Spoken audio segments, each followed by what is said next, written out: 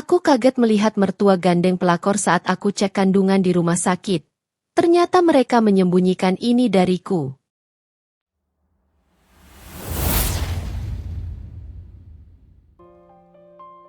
Afni mengusap lembut perutnya yang masih rata. Sebuah senyuman tipis terlukis di bibirnya. Rasanya seperti memegang sepotong keajaiban. Belum genap 1 tahun ia dan Adipati, suaminya, merajut biduk rumah tangga. Kini sebentar lagi mereka akan menyambut anggota baru.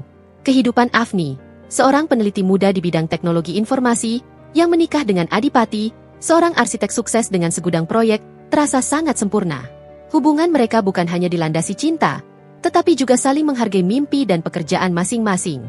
Sudah siap, sayang? Kita sudah ditunggu. Suara berat Adipati menyentuh telinga Afni, membuyarkan lamunannya. Adipati berdiri di ambang pintu kamar, mengenakan kemeja biru muda yang selalu sukses membuat ketampanannya makin memancar. Ia mendekat, merangkul pinggang Afni, dan mencium puncak kepalanya dengan sayang. Tentu saja, Mas. Rasanya campur aduk. Deg-degan, senang, semua jadi satu. Perutku terasa geli, seperti ada kupu-kupu yang menari di dalamnya. Ujar Afni, menggenggam erat tangan Adipati. Tidak usah khawatir. Kamu dan bayi kita pasti sehat. Dokter Anggara itu teman baikku. Dia pasti akan menjagamu dengan baik. Balas Adipati, matanya memancarkan ketenangan yang selalu menjadi jangkar bagi hati Afni. Adipati memang sosok yang terencana dan tenang. Kontras dengan Afni yang cenderung impulsif dan penuh gairah. Perbedaan inilah yang justru membuat mereka saling melengkapi. Keluarga Adipati pun tak kalah hangatnya. Ada Pak Wijaya, ayah mertua Afni, seorang pensiunan diplomat yang kini aktif di kegiatan sosial kemanusiaan. Postur tubuhnya yang tegap dan kebijaksanaannya yang sejuk membuat Pak Wijaya dihormati banyak orang. Afni mengenalnya sebagai sosok yang sangat menjaga integritas dan terkenal akan kejujurannya. Ia selalu memperlakukan Afni seperti anak kandungnya sendiri. Lalu, ada Bu Kirana, ibu mertua Afni. Bu Kirana adalah seorang wanita anggun, mantan dosen psikologi yang kini menikmati masa pensiun dengan berkebun dan mengurus rumah. Bu Kirana sangat perhatian. Masakannya selalu yang terbaik, dan ia adalah pendengar yang sabar. Hubungan Afni dan Bu Kirana ibarat air dan sungai yang mengalir. Tidak pernah ada gesekan berarti. Mereka sering menghabiskan waktu bersama, membahas segala hal dari resep makanan hingga filosofi hidup. Pagi itu, di tengah persiapan mereka menuju rumah sakit, telepon Adipati berdering. Tertera nama Bu Kirana di layar. Ya, Bu, kami sedang di jalan menuju rumah sakit. Kalian hati-hati ya. Nak, kabari ibu hasilnya. Jaga calon cucu ibu baik-baik. Jangan sampai Afni kecapean. Ya, Di. Kalau sudah selesai, langsung istirahat di rumah saja. Pesan Bu Kirana dengan nada lembut. Namun Afni menangkap sedikit getaran cemas yang tidak biasa. Ia mengangkat bahu, menganggap itu hanyalah kekhawatiran khas seorang calon nenek. Di tengah perjalanan, Adipati menerima telepon mendesak dari kantornya. Suara di seberang sana terdengar panik. Ini gawat, Dipati. Klien dari Singapura sudah tiba di kantor dan ingin presentasi mendadak. Mereka hanya punya waktu 1 jam sebelum penerbangan berikutnya. Adipati menghela napas panjang. Ia menoleh ke Afni, raut wajahnya dipenuhi rasa bersalah. Ya ampun, sayang, maafkan aku. Ini mendadak sekali. Proyek ini sangat krusial, bernilai puluhan miliar. Aku harus segera ke kantor. Tidak apa-apa, Mas. Rumah sakitnya sudah dekat, kan? Aku bisa masuk sendiri. Nanti setelah selesai, aku kabari Mas. Mas urus saja pekerjaanmu, jawab Afni, berusaha tersenyum meyakinkan meskipun hatinya sedikit kecewa. Ia ingin Adipati ada di sisinya saat pertama kali melihat buah hati mereka di layar USG. Setelah Afni turun, Adipati mencium keningnya lama, seolah ingin mentransfer seluruh semangat dan perlindungannya. Telepon aku begitu selesai. Aku akan secepatnya menyusul. Aku mencintaimu, Afni. Aku juga mencintaimu, Mas. Afni berjalan memasuki lobi rumah sakit swasta yang megah itu, yang terasa sunyi dan luas. Ia menuju ke bagian pendaftaran, mengurus administrasi, dan diarahkan menuju ruang tunggu poliklinik kandungan. Saat ia duduk di kursi yang empuk, matanya tak sengaja menyapu ke arah lobi VIP di seberang, tempat para tamu penting dan VVIP biasanya berlalu lalang. Jantung Afni tiba-tiba berdebar kencang, seperti genderang yang ditabuh secara mendadak. Matanya menyipit, mencoba memastikan sosok yang dilihatnya itu. Sosok itu adalah Pak Wijaya. Posturnya yang tegap, rambutnya yang memutih perlahan, dan setelan batik yang dikenakannya, semuanya sangat ia kenali.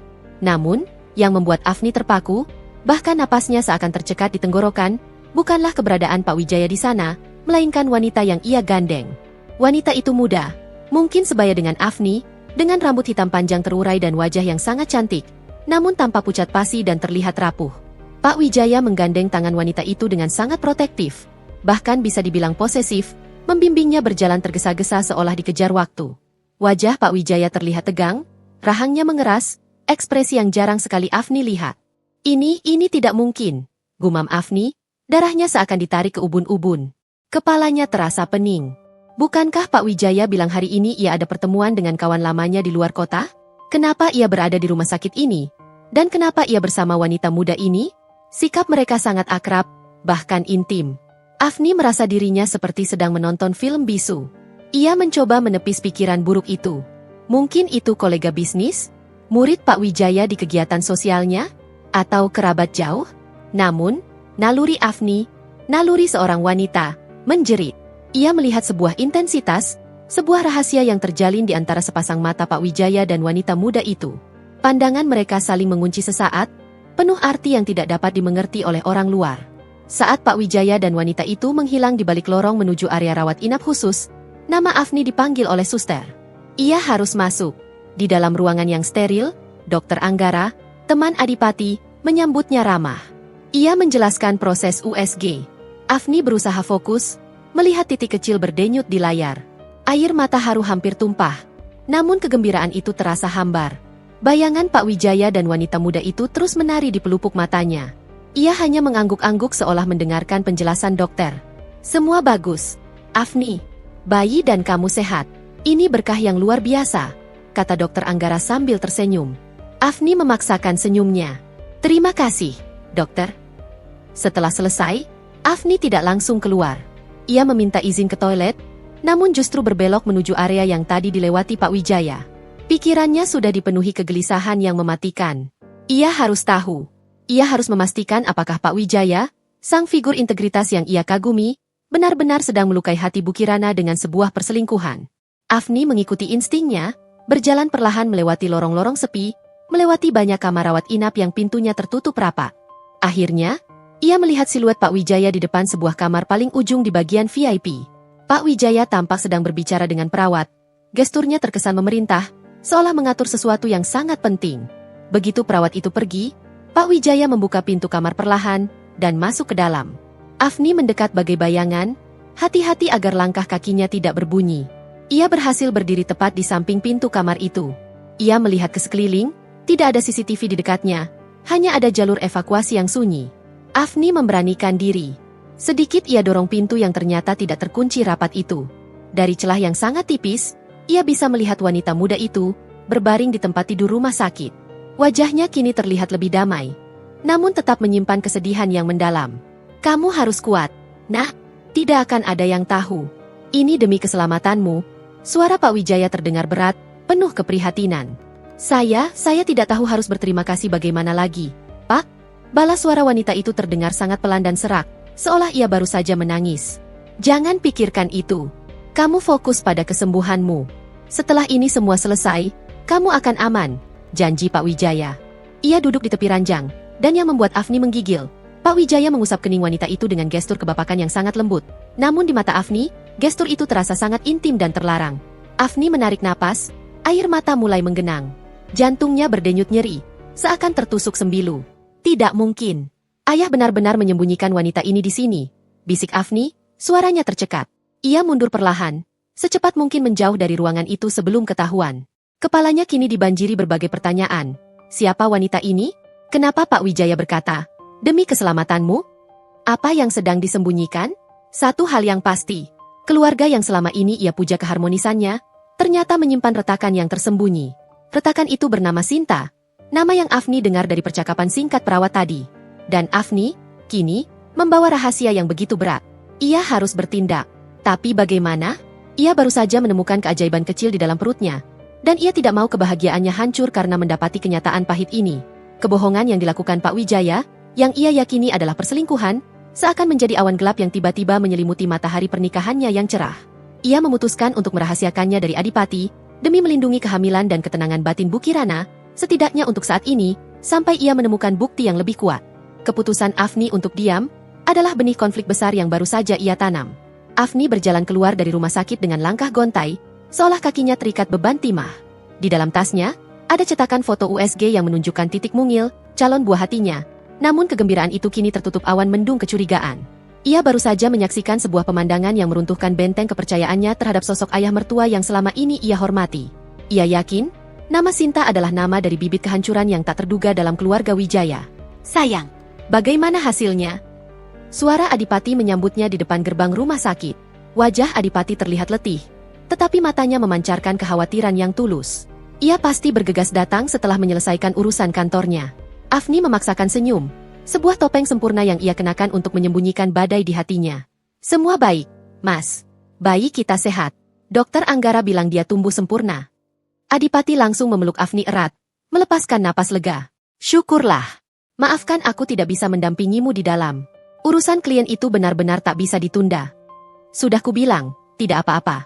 Jawab Afni, kini membalas pelukan Adipati, tapi ia merasa ada jarak, sebuah jurang rahasia yang kini memisahkan mereka. Afni tidak sanggup menceritakan apa yang baru saja ia lihat. Membuka kotak Pandora itu berarti menumpahkan racun kebahagiaan mereka.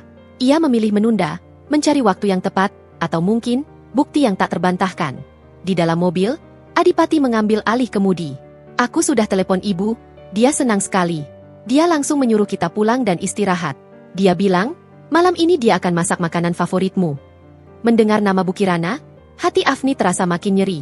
Bagaimana mungkin Bu Kirana, wanita sehangat dan selembut itu, dikhianati?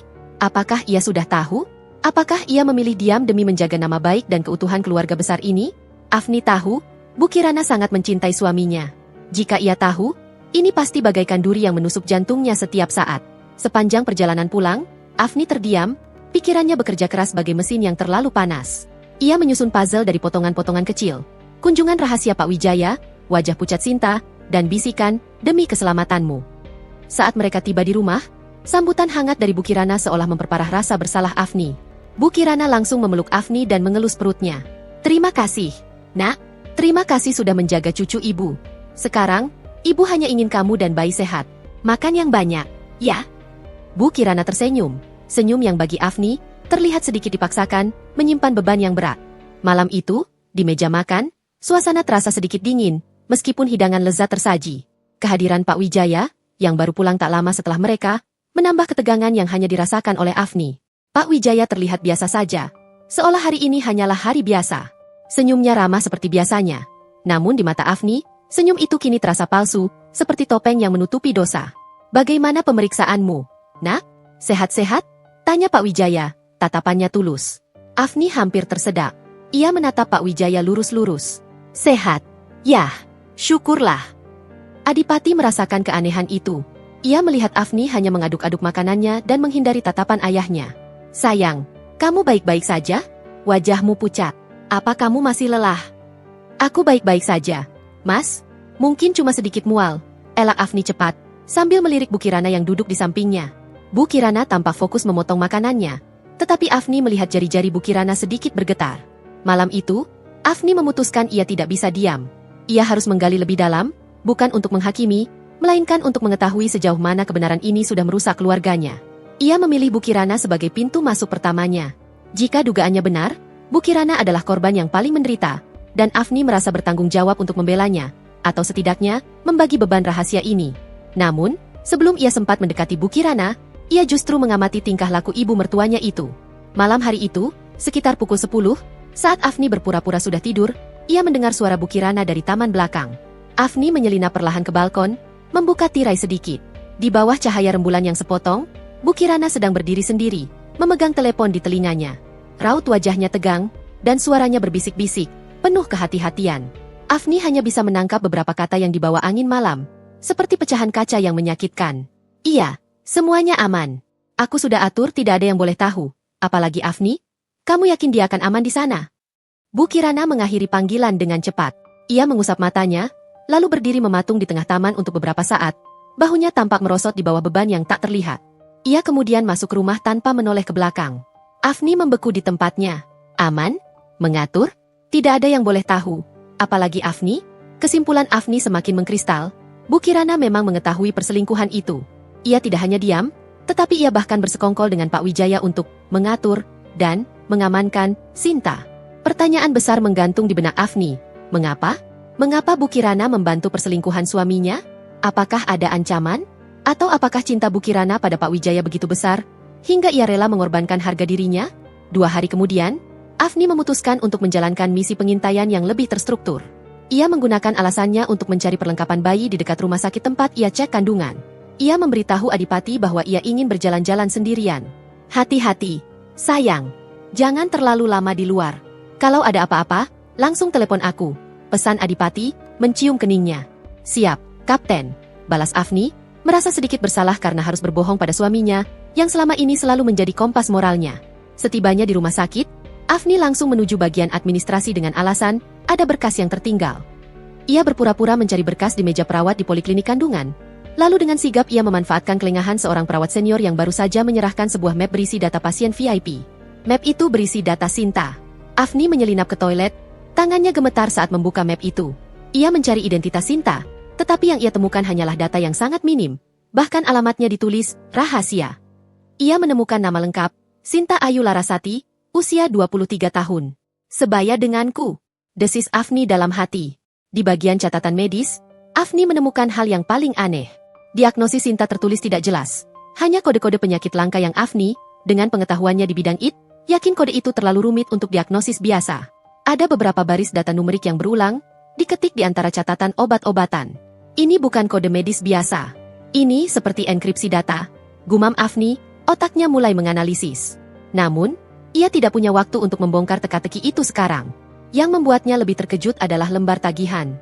Di sana tertera biaya rawat inap yang luar biasa besar, dibayarkan tunai. Dan di bawahnya, ada catatan kecil tulisan tangan. Permintaan tambahan transfer dana tunai sebesar 50 juta rupiah, 50 juta rupiah. Afni langsung yakin. Uang sebanyak ini? Kenapa harus tunai? Ayah pasti sedang menutupi jejak finansialnya. Ia segera memfoto semua halaman penting dengan ponselnya sebelum mengembalikan map itu ke tempat semula tanpa ada yang menyadari. Kini Afni memiliki nama Sinta, usia muda Sinta, pengakuan Bu Kirana untuk mengamankan Sinta, dan bukti transfer dana tunai dalam jumlah besar dari Pak Wijaya. Semua benang ini, di mata Afni, teranyam menjadi satu kesimpulan. Perselingkuhan berbayar yang melibatkan seluruh mertuanya dalam konspirasi rahasia. Di tengah perjalanan pulang, Afni tak sengaja berpapasan dengan mobil Pak Wijaya yang baru memasuki area parkir khusus rumah sakit. Kali ini, Pak Wijaya sendirian, tetapi ia membawa sebuah koper kecil dan terlihat sangat tegang. Afni segera bersembunyi di balik pilar. Ia melihat Pak Wijaya keluar dari mobil. Wajahnya sekeras batu cadas. Ia membawa koper itu dan berjalan cepat menuju lorong VIP yang sama. Afni tidak tahan lagi. Ia merasa dadanya sesak. Seperti ada bom waktu yang siap meledak di dalam keluarga kecilnya. Ia harus segera membongkar kebenaran ini, sebelum ia sendiri terperangkap dalam jaring rahasia yang menyesakkan ini. Namun, ia masih berpegang pada janjinya untuk melindungi Bu Kirana dan calon bayinya, sehingga ia tidak bisa langsung menuduh Pak Wijaya. Ia harus bersikap hati-hati, seperti meniti di atas jurang yang dalam. Saat Afni tiba di rumah, ia disambut oleh senyum Adipati. Pria itu tampak sibuk membaca rencana proyek barunya. Kamu sudah pulang, sayang? Bagaimana di luar? Sudah dapat semua yang dicari? Afni mendekati Adipati, memeluknya erat, mencari perlindungan. Aroma maskulin Adipati sedikit menenangkan badai dalam dirinya. Ia menatap mata suaminya, mata yang selalu ia yakini tidak akan pernah membohonginya. Mas, ada yang ingin kubicarakan. Ini tentang ayah, ucap Afni, suaranya tercekat. Ia tahu ia melanggar janjinya untuk diam, tetapi rahasia ini terlalu berat untuk ia tanggung sendiri. Adipati meletakkan rencana proyeknya, menatap Afni dengan tatapan serius. Ada apa dengan ayah, sayang? Afni menarik napas panjang, mencoba menata kata-kata agar tidak meledak menjadi ledakan tuduhan. Aku melihat ayah di rumah sakit, Mas. Di rumah sakit tempat kita cek kandungan. Adipati mengernyitkan dahi. Oh ya? Mungkin dia ada urusan sosialnya. Ayah kan memang sering berkunjung ke sana. Tidak, Mas. Ini berbeda. Aku melihatnya menggandeng seorang wanita muda. Namanya Sinta. Dan wanita itu ada di kamar rawat VIP. Aku bahkan mendengar ayah berkata itu, demi keselamatannya. Afni menjeda, melihat perubahan ekspresi Adipati, dari tenang menjadi was-was. Dan yang lebih aneh, ibu juga tahu, Mas. Aku mendengar ibu bicara di telepon, dia bilang sedang mengatur sesuatu dan bilang, jangan sampai Afni tahu. Suasana kamar mendadak hening, seolah semua suara di dunia telah dibungkam. Adipati berdiri, wajahnya kini memerah, bukan karena marah, melainkan karena kaget dan bingung. Ayah dengan wanita lain? Ibu tahu. Adipati mengulanginya, seolah tidak percaya dengan pendengarannya. Ia mondar-mandir, tangannya menyisir rambutnya dengan frustrasi. Aku melihatnya. Mas, aku punya bukti di ponselku, kata Afni, menunjukkan foto-foto catatan medis Sinta, termasuk bukti transfer uang tunai. Adipati mengambil ponsel itu, menatapnya lama. Lalu, matanya tertuju pada kode-kode enkripsi yang Afni tunjukkan. Sebagai seorang arsitek yang juga terbiasa dengan kode-kode teknis, ia merasakan kejanggalan yang sama. Ini tidak masuk akal. Ayah tidak mungkin melakukan ini. Ibu juga. Mereka adalah benteng moral bagi kita, Adipati bergumam, lebih kepada dirinya sendiri. Namun, tiba-tiba Adipati menghentikan langkahnya. Matanya menyala dengan dugaan baru. Tunggu, sayang. Aku jadi ingat. Ibu akhir-akhir ini sering menanyakan jadwal dinas malamku. Dia seperti ingin memastikan aku tidak ada di rumah. Dan dia selalu bilang dia ada acara pengajian, tapi dia selalu pulang sangat larut dan terlihat kelelahan. Adipati menoleh ke Afni, pandangannya penuh kecurigaan yang berbalik arah. Sinta? Kenapa ayah yang menggandengnya? Tapi ibu yang berusaha menyembunyikan semuanya darimu dan dariku? Jangan. Sinta itu bukan pelakor, ayah. Jangan-jangan Sinta orang yang berhubungan dengan ibu. Dugaan itu bagai gempa kecil yang mengguncang Afni. Ia menatap Adipati dengan mata terbelalak. Maksud mas, ibu juga punya rahasia? Tapi kenapa ayah ikut menutupi? Dan apa hubungan ibu dengan Sinta? Kini, benang kusut yang semula Afni yakini sebagai perselingkuhan, mendadak berubah menjadi jaring laba-laba yang jauh lebih kompleks dan mengerikan. Afni dan Adipati, yang tadinya terpisah oleh rahasia, kini bersatu dalam kecurigaan yang sama, tetapi dengan sasaran yang berbeda. Mereka tahu, untuk menyelamatkan pernikahan dan bayi mereka harus membongkar misteri ini, bahkan jika itu berarti mengungkap rahasia yang jauh lebih gelap dari perselingkuhan.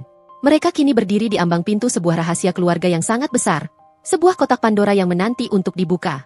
Udara di kamar Afni dan Adipati terasa membeku, seolah seluruh oksigen telah tersedot habis oleh ketegangan yang baru saja meledak. Dugaan Adipati tentang kemungkinan Bu Kirana memiliki rahasia lain, bukan hanya sekadar menutupi perselingkuhan, mengguncang Afni hingga ke dasar jiwa. Mereka berdua terdiam, saling menatap, mencari jawaban di mata masing-masing yang kini dipenuhi kekhawatiran. Mas, itu tidak mungkin. Ibu kan baru saja meneleponku. Nadanya cemas sekali, dia menyuruhku istirahat. Mana mungkin ibu, wanita sebaik dan setulus itu, menyimpan rahasia yang berhubungan dengan wanita lain? Afni mencoba menyangkal, tetapi bukti visual yang ia lihat dan pengakuan yang ia dengar dari telepon Bu Kirana 2 malam lalu, terasa seperti pasir panas yang terus membakar keyakinannya. Adipati menghela napas, suaranya tercekat. Aku tahu, sayang. Logikaku juga menolak keras. Tapi, ayah dan ibu bukan tipe orang yang mau berbohong atau menyembunyikan masalah sebesar ini. Kalau hanya urusan sosial kemanusiaan, ayah pasti akan bilang, kenapa harus ada kata-kata, demi keselamatanmu, dan, jangan sampai Afni tahu? Afni meraih tangan Adipati, genggaman mereka terasa dingin. Dan kenapa harus ada transfer uang tunai sebesar itu? Mas, ada kode-kode aneh di catatan medis Sinta. Semua ini bukan gambaran masalah biasa. Ini seperti sebuah jaringan, sebuah operasi rahasia. Kita harus tenang, sayang. Kamu tidak boleh stres. Ingat janin kita. Adipati memaksakan sebuah senyum, tetapi matanya mengkhianati ketenangan itu. Ia mulai mondar-mandir lagi. Baik, malam ini kita akan bersikap seperti biasa. Kita tidak akan menuduh. Kita akan mengawasi mereka, terutama ibu. Aku harus tahu apa yang disembunyikan ibuku. Malam itu, meja makan kembali menjadi panggung drama yang tak terucap. Afni dan Adipati berusaha keras mempertahankan topeng bahagia mereka. Mereka bercanda tentang nama-nama bayi, memuji masakan Bu Kirana, dan menanggapi obrolan ringan Pak Wijaya tentang politik. Di permukaan, mereka adalah keluarga bahagia. Namun di bawah permukaan, ada ombak kecurigaan yang terus menghantam. Afni kini memperhatikan Bu Kirana dengan saksama. Bu Kirana memang terlihat lebih murung. Senyumnya tidak sampai ke mata. Ia sering melamun. Ketika Pak Wijaya meminta izin untuk pergi sebentar karena ada urusan mendadak, Bu Kirana hanya mengangguk tanpa bertanya detail. Sesuatu yang tidak biasa dari Bu Kirana yang biasanya sangat ingin tahu. Bu, kenapa makannya sedikit sekali? Masakan ibu enak loh, Afni suka. Afni mencoba memancing percakapan. Bu Kirana tersenyum tipis. Oh, iya, nak. Ibu memang kurang nafsu makan hari ini. Hanya sedikit lelah. Akhir-akhir ini banyak urusan. Urusan apa, Bu? Tanya Adipati, suaranya terdengar santai, tetapi ada ketajaman di matanya. Bu Kirana terdiam sejenak. Urusan yayasan, nak. Ada beberapa kegiatan amal yang memerlukan koordinasi ibu. Sudah, jangan bahas itu. Kalian fokus makan saja. Bu Kirana dengan cepat mengalihkan pembicaraan. bertanya tentang pekerjaan Adipati, membangun tembok tak terlihat di sekelilingnya. Setelah makan malam selesai, Bu Kirana pamit ke kamar, mengatakan ia ingin beristirahat lebih awal. Afni dan Adipati saling pandang. Mereka tahu, ini adalah kesempatan mereka. Tepat pukul 9 malam, saat Afni dan Adipati berpura-pura menonton film di ruang keluarga, Adipati mengkode Afni. Ia menunjuk ke arah taman belakang. Tadi aku lihat ibu menerima telepon lagi. Dia bilang akan keluar sebentar. Mobilnya sudah disiapkan di belakang, bisik Adipati. Mas, kita tidak bisa membiarkan dia pergi sendirian. Kita harus ikuti, balas Afni, adrenalinnya memompa. Mereka berdua menyelinap ke garasi belakang. Mobil Bu Kirana sudah keluar, tetapi untungnya Bu Kirana pergi menggunakan mobil kecilnya. Adipati segera menyalakan mobilnya, meluncur perlahan keluar gerbang, menjaga jarak agar tidak dicurigai. Misi pengintaian itu terasa seperti adegan dalam film spionase. Jantung Afni berdetak kencang, takut-takut jika mereka ketahuan. Mas, kenapa ibu tidak menggunakan sopir? Kenapa dia pergi sendiri di malam hari? Tanya Afni, sambil memandang punggung Bu Kirana yang terlihat tegang di balik kemudi. Itu yang aku bingung. Sayang, ibu tidak pernah mau menyetir di malam hari. Dia selalu bilang matanya sudah lelah. Ini sangat tidak wajar. Adipati menjawab sambil fokus mengikuti lampu belakang mobil Bu Kirana. Bu Kirana tidak menuju ke rumah temannya atau ke tempat pengajian. Ia justru mengemudi ke arah pinggiran kota, ke daerah industri lama yang sepi, di mana banyak bangunan gudang tua berdiri. Semakin jauh mereka melangkah, semakin gelap dan sunyi jalanan itu. Afni mulai merasa takut, seperti sedang berjalan menuju mulut gua yang gelap. Akhirnya, Bu Kirana membelok ke sebuah area yang tampak seperti lahan kosong dengan satu-satunya bangunan tua di tengahnya. Sebuah gudang besar yang sudah lama ditinggalkan, catnya mengelupas dan jendelanya pecah. Bu Kirana memarkir mobilnya agak jauh dari gudang, mematikan lampu, dan keluar dari mobil. Ia membawa tas selempang besar dan tampak tergesa-gesa. Gudang? Apa yang ibu lakukan di sana? Afni menahan napas. Adipati memarkir mobilnya di balik semak-semak besar, memastikan mobil mereka tidak terlihat. Aku tidak tahu, tapi kita akan segera mengetahuinya. Mereka berdua keluar dari mobil, berjalan pelan, bersembunyi di balik bayangan pohon dan tumpukan barang rongsokan. Mereka mendekati gudang itu. Udara di sana terasa dingin dan berbau karat. Dari jendela yang terbuka sedikit, Afni dan Adipati bisa melihat Bu Kirana sudah berada di dalam gudang. Di dalamnya, hanya ada satu lampu bohlam redup yang tergantung di tengah ruangan, menerangi beberapa tumpukan kotak kayu. Bu Kirana tampak sedang berbicara dengan seseorang, tetapi orang itu tersembunyi di balik tumpukan kotak. Afni dan Adipati merapatkan diri ke dinding gudang, mencoba mendengar. Suara Bu Kirana terdengar berbisik, tetapi jelas ada nada panik di dalamnya. Kau yakin? Mereka sudah mencurigai. Kita harus cepat. Aku sudah atur kepindahan malam ini. Kita tidak punya banyak waktu. Terdengar suara berat seorang pria menjawab, yang tidak terdengar seperti Pak Wijaya. Saya sudah hubungi tim di pelabuhan, Bu. Tapi risikonya besar. Kita harus pastikan Afni dan Adipati tidak tahu. Ini demi melindungi mereka. Afni dan Adipati saling pandang. Wajah mereka pucat. Kata-kata, demi melindungi mereka, menusuk hati Afni. Ini bukan hanya perselingkuhan. Ini jauh lebih besar. Ini melibatkan tim, kepindahan, dan yang paling penting, risiko besar. Bu Kirana terdengar berbicara lagi. Kali ini lebih emosional. Kita sudah melakukan yang terbaik. Kita tidak bisa biarkan Sinta jatuh ke tangan mereka lagi. Cepat bawa dia keluar dari sini, sebelum mereka tahu kita menyembunyikannya. Afni dan Adipati terkejut mendengar nama Sinta lagi. Jadi Sinta memang ada di sini, disembunyikan, dan mereka. Siapa yang dimaksud Bu Kirana? Bukannya Bu Kirana dan Pak Wijaya seharusnya yang melindungi Sinta dari orang lain? Mas, ibu bicara tentang menyembunyikan. Dia tidak terdengar seperti seorang pelakor yang sedang bersembunyi. Ini seperti operasi penyelamatan, bisik Afni, tangannya menggenggam lengan Adipati erat.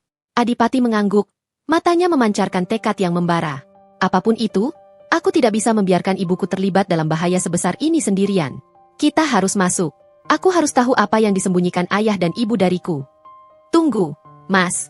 Kalau ini benar-benar berbahaya, bagaimana kalau kita hubungi polisi? Tidak bisa, sayang. Tadi mereka bilang, mereka mencurigai.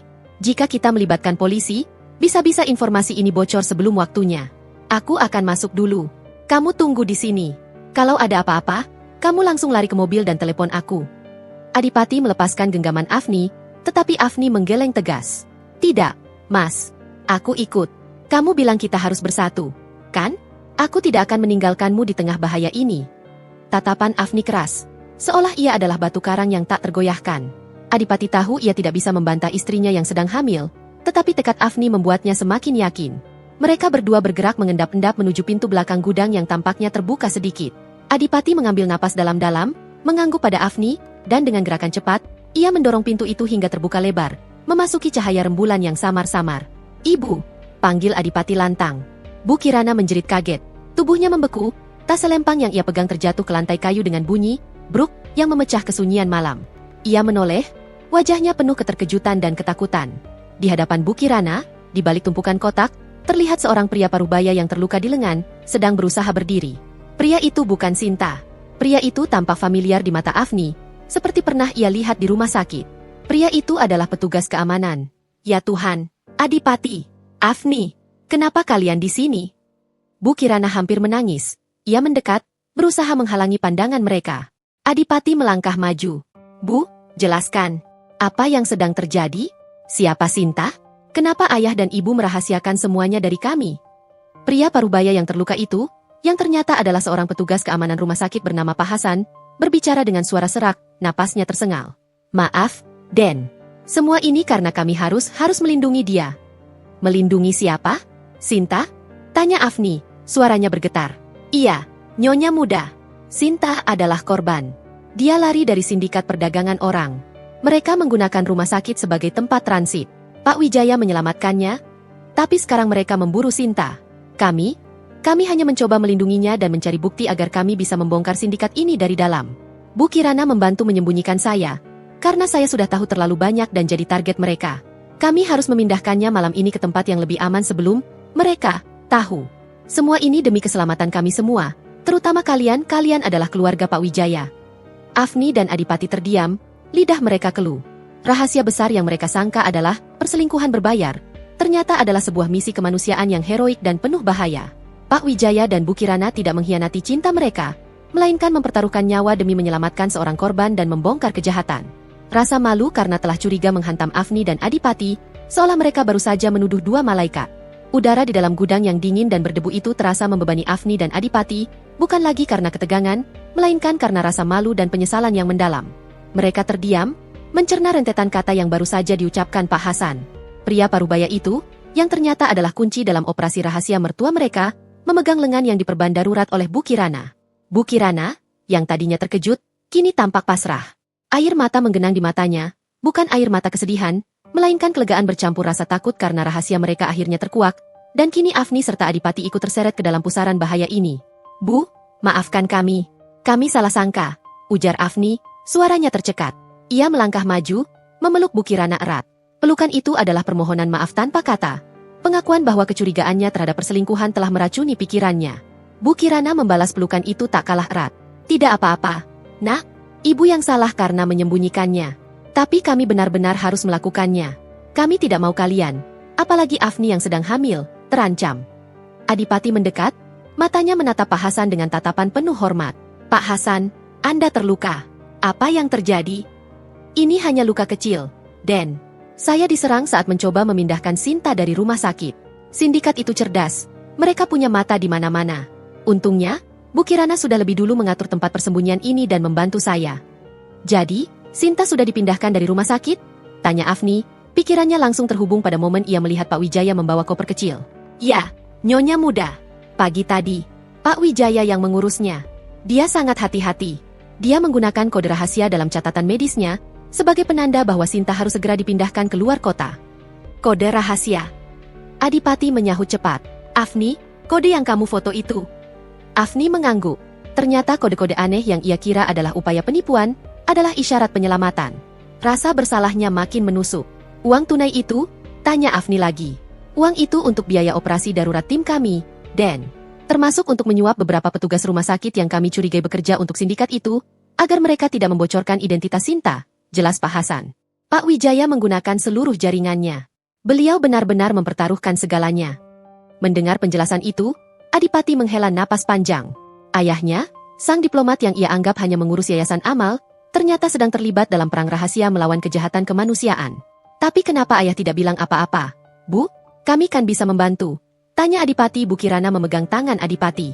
"Ayahmu punya alasan yang sangat mendalam, Nak.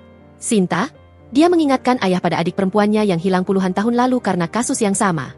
"Bagi ayah, ini bukan hanya tugas kemanusiaan, tapi penebusan janji. Dia bersumpah tidak akan membiarkan ada lagi korban yang tidak bersuara. Suara Bu Kirana bergetar menahan tangis. Dan alasan terbesar kami menyembunyikannya adalah karena sindikat ini mengetahui semua tentang ayah. Mereka tahu kelemahan ayah adalah kalian. Jika kalian tahu, kalian pasti akan diincar. Apalagi, Afni, kamu sedang hamil. Kami tidak mau mengambil risiko sedikit pun. Ucapan Bu Kirana seperti tetesan embun yang menyejukkan hati Afni. Rahasia yang selama ini menjadi racun kecurigaan, kini berubah menjadi madu pengorbanan. Ia menyadari betapa besar cinta dan perlindungan yang telah diberikan mertuanya. Kami mengerti, Bu. Tapi kami sudah tahu sekarang.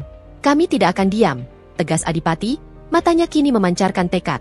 Kami adalah keluarga. Kami akan berjuang bersama. Pak Hasan menimpali, malam ini, kami harus memindahkan saya ke tempat yang lebih aman. Dan kami harus segera mengumpulkan bukti yang cukup kuat untuk membongkar sindikat ini. Mereka terlalu besar dan terlalu licin. Afni, yang selama ini bekerja di balik layar, tiba-tiba melihat kesempatan. Pikirannya langsung tertuju pada keahliannya. Tunggu, kode-kode yang ada di catatan medis Sinta, itu bukan hanya isyarat perpindahan. Itu adalah enkripsi data. Aku yakin. Adipati menatap Afni dengan mata berbinar. Tentu saja. Kamu kan peneliti IT, sayang. Kamu spesialis dalam membongkar data terenkripsi. Afni langsung mengeluarkan ponselnya dan membuka foto-foto catatan medis yang ia ambil di rumah sakit. Dulu, aku pernah mengerjakan proyek serupa untuk keamanan data perusahaan. Kode-kode numerik yang berulang ini, yang tersembunyi di antara nama obat-obatan, itu pasti berisi informasi rahasia. Mungkin lokasi, atau bahkan komunikasi sindikat itu. Bu Kirana dan Pak Hasan menatap Afni dengan penuh harap. Kalau begitu, nak, ujar Bu Kirana, nadanya kini berubah menjadi penuh semangat dan strategi, seperti mantan dosen yang kembali ke medan perang intelektual. Tolong bantu kami. Tugasmu sekarang adalah membongkar kode-kode ini. Ini adalah jendela rahasia kita untuk melihat ke dalam sarang mereka. Afni merasa bebannya terangkat. Ia tidak lagi menjadi istri yang curiga, tetapi menjadi bagian integral dari sebuah misi. Keahliannya kini sangat dibutuhkan. Saya akan coba, Bu. Tapi saya butuh waktu dan akses internet yang aman, jawab Afni. Adipati segera mengambil alih kendali. Kita akan kembali ke rumah. Kita bisa menggunakan studio kerjaku. Itu kedap suara dan jaringannya sangat aman. Aku akan mengawasi pintu depan dan belakang. Kita tidak bisa membiarkan ayah dan ibu terlibat lebih jauh dalam bahaya fisik. Kita ambil alih tugas penyelidikan data. Mereka dengan cepat menyusun rencana. Bu Kirana dan Pak Hasan akan pergi ke lokasi persembunyian Pak Wijaya untuk berkoordinasi, membawa Pak Hasan ke tempat aman, dan mengatur strategi selanjutnya. Sementara itu, Afni dan Adipati akan kembali ke rumah untuk membongkar enkripsi. Sebelum mereka berpisah, Bu Kirana memeluk Afni dan Adipati lagi. Ibu bangga pada kalian, nak. Terima kasih sudah mau mengerti. Kami yang harusnya berterima kasih, Bu. Terima kasih sudah mengajarkan kami arti pengorbanan yang sesungguhnya, balas Adipati. Di perjalanan pulang, Afni dan Adipati mengemudi dalam keheningan yang berbeda. Keheningan yang diisi oleh tekad dan rasa saling percaya yang baru. Afni menyandarkan kepalanya ke bahu Adipati. Mas, aku malu sekali. Aku sempat berpikir yang tidak-tidak tentang ayah, bisik Afni. Aku juga, sayang. Aku bahkan curiga pada ibu. Tapi sekarang, kita harus fokus. Kita buktikan bahwa kita adalah keluarga yang kuat, yang tidak akan menyerah pada kejahatan, kata Adipati, tangannya menggenggam tangan Afni erat. Setibanya di rumah, Afni langsung menuju studio kerja Adipati. Ia mengeluarkan laptopnya dan mulai bekerja. Ruangan itu terasa seperti benteng pertahanan mereka. Afni memfokuskan pandangannya pada layar. Dia mulai memasukkan serangkaian algoritma yang rumit. Kode numerik yang ia foto terasa bagai teka-teki raksasa yang harus segera ia pecahkan sebelum batas waktu habis. Rasa mualnya hilang, berganti dengan adrenalin yang membakar semangatnya. Adipati duduk di sampingnya, mengawasi. Kamu yakin bisa membongkar ini, sayang? Aku harus. Mas, ini bukan lagi soal pekerjaan, ini soal keadilan dan keselamatan keluarga kita. Dan aku tidak mau bayi kita lahir di dunia yang penuh kejahatan. Afni bekerja tanpa henti. Di layar, barisan kode itu perlahan mulai terurai. Ia mencoba beberapa kunci dekripsi yang paling umum digunakan dalam lingkungan rahasia. Tepat setelah setengah jam yang terasa seperti keabadian, layarnya menampilkan deretan teks yang terenkripsi. Afni terkesiap. Mas, lihat. Aku berhasil. Ini bukan hanya data medis. Ini adalah komunikasi internal mereka. Adipati mendekat, membaca cepat. Isi pesan itu adalah percakapan yang sangat teknis, membahas detail logistik, jadwal penerbangan, dan koordinasi pengiriman barang di berbagai kota besar. Yang paling mengejutkan, Afni menemukan koordinat GPS, detail rekening bank, dan Mas, lihat ini. Afni menunjuk satu baris teks. Mereka punya seseorang di dalam kantor polisi. Ada nama dan nomor telepon. Kini, bukan hanya perselingkuhan yang dibongkar, melainkan sebuah jaringan kejahatan yang meluas dan melibatkan aparat hukum. Rasa dingin merayap di punggung Afni dan Adipati. Mereka menyadari betapa berbahayanya permainan yang sedang dimainkan oleh Pak Wijaya dan Bu Kirana. Mereka tidak hanya melindungi Sinta, tetapi juga mengumpulkan bukti untuk menjatuhkan sebuah sindikat besar. Kita harus segera menghubungi ayah dan ibu. Mereka tidak boleh bergerak sebelum kita berdua punya strategi. Jika mereka tahu kita sudah meretas komunikasi mereka, nyawa mereka akan terancam, ujar Adipati, matanya penuh kekhawatiran yang kini berlipat ganda. Afni mengangguk cepat. Ia meraih ponselnya, mencari nama Bu Kirana, menyadari bahwa ia baru saja membuka kotak harta karun yang di dalamnya juga terdapat bom waktu. Mereka harus bergerak sangat cepat. Ruang studio kerja Adipati mendadak terasa sesak, seolah dinding-dindingnya bergerak maju. Cahaya biru dari layar laptop Afni menyoroti wajah tegang mereka berdua. Informasi yang baru saja mereka bongkar bukan hanya sekadar data, melainkan peta jalan menuju jantung sebuah sindikat kejahatan yang menggurita hingga ke aparat penegak hukum. Mas, kita harus segera hubungi ayah dan ibu. Mereka tidak boleh tahu kalau kita sudah sejauh ini meretas komunikasi mereka. Desak Afni, suaranya sedikit bergetar, tetapi matanya memancarkan ketajaman seorang peneliti yang sedang menghadapi data krusial. Adipati mengangguk cepat. Ia meraih ponselnya, mencoba menghubungi Bu Kirana. Panggilan pertama, kedua, hingga ketiga, hanya menyisakan dering panjang yang kosong. Jarum kekhawatiran menusuk jantung Adipati. Tidak diangkat. Sayang. Mereka pasti sedang di tengah perjalanan atau di tempat persembunyian baru yang sangat rahasia, ujar Adipati, tangannya gemetar. Afni mencoba menenangkan diri. Coba ayah, mas. Pak Wijaya pasti membawa ponsel cadangan untuk urusan darurat. Adipati mencoba nomor darurat Pak Wijaya. Setelah beberapa saat, suara Pak Wijaya terdengar, samar-samar, diselingi bunyi deru kendaraan. Halo, ayah. Ini Adipati. Di mana ayah dan ibu? Kami sudah tahu semuanya. Kami perlu bicara sekarang juga. Adipati berbicara cepat, tanpa basa-basi. Terdengar jeda panjang di seberang telepon. Adipati? Ya Tuhan, kalian sudah tahu? Ibu sudah cerita? Suara Pak Wijaya terdengar berat, penuh kelelahan dan kewaspadaan. Tidak, yah, kami melihatnya. Kami mengikuti ibu ke gudang tadi malam. Kami sudah bicara dengan Pak Hasan. Kami juga sudah membongkar kode enkripsi data Sinta dari rumah sakit. Pak Wijaya terkesiap. Kalian meretasnya? Astaga, nak, kenapa kalian gegabah? Kalian sudah menempatkan diri kalian dalam bahaya. Kami tidak akan diam saja melihat ayah dan ibu mempertaruhkan nyawa. Kami sudah melihat nama-nama, koordinat, bahkan ada oknum polisi yang terlibat, yah? Afni mendekat, berbicara langsung ke ponsel Adipati. Ayah, kami punya data penting. Jangan bergerak dulu. Ayah dan ibu harus kembali ke sini. Kita susun strategi. Rumah kita aman, kami akan pastikan tidak ada yang tahu. Pak Wijaya menarik napas panjang. Baik, kalian memang anak-anak pemberani. Ayah bangga. Tapi ini sangat berisiko. Ayah dan ibu sedang mengatur keberangkatan Sinta ke tempat yang sangat jauh dan aman. Kami akan kembali ke rumah begitu Sinta aman. Tunggu kami. Dan ingat, jangan pernah bicara tentang ini di luar studio kerja kalian. Selama ayah dan ibu belum kembali, anggaplah kami masih menyimpan rahasia perselingkuhan di mata orang lain. Itu adalah topeng terbaik kita. Sambungan terputus. Afni dan Adipati saling menatap. Perintah Pak Wijaya jelas, mereka harus kembali memainkan peran sebagai anak yang curiga. Seolah mereka belum tahu apa-apa, demi menjaga kerahasiaan operasi ini. Malam itu, mereka tidur dengan pikiran yang penuh gejolak. Afni tidak bisa tidur nyenyak.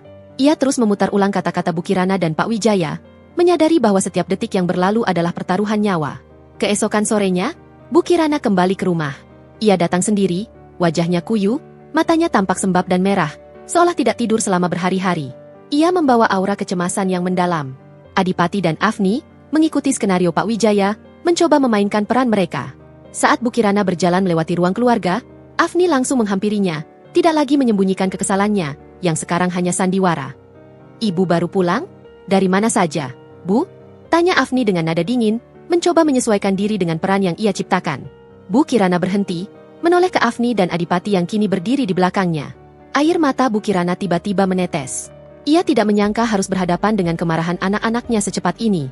Namun, ia tahu ini harus dilakukan. Afni, Adipati, ibu minta maaf. Nak, ujar Bu Kirana, suaranya parau. Ia memegang tangan Afni dan Adipati, tatapannya memohon pengertian.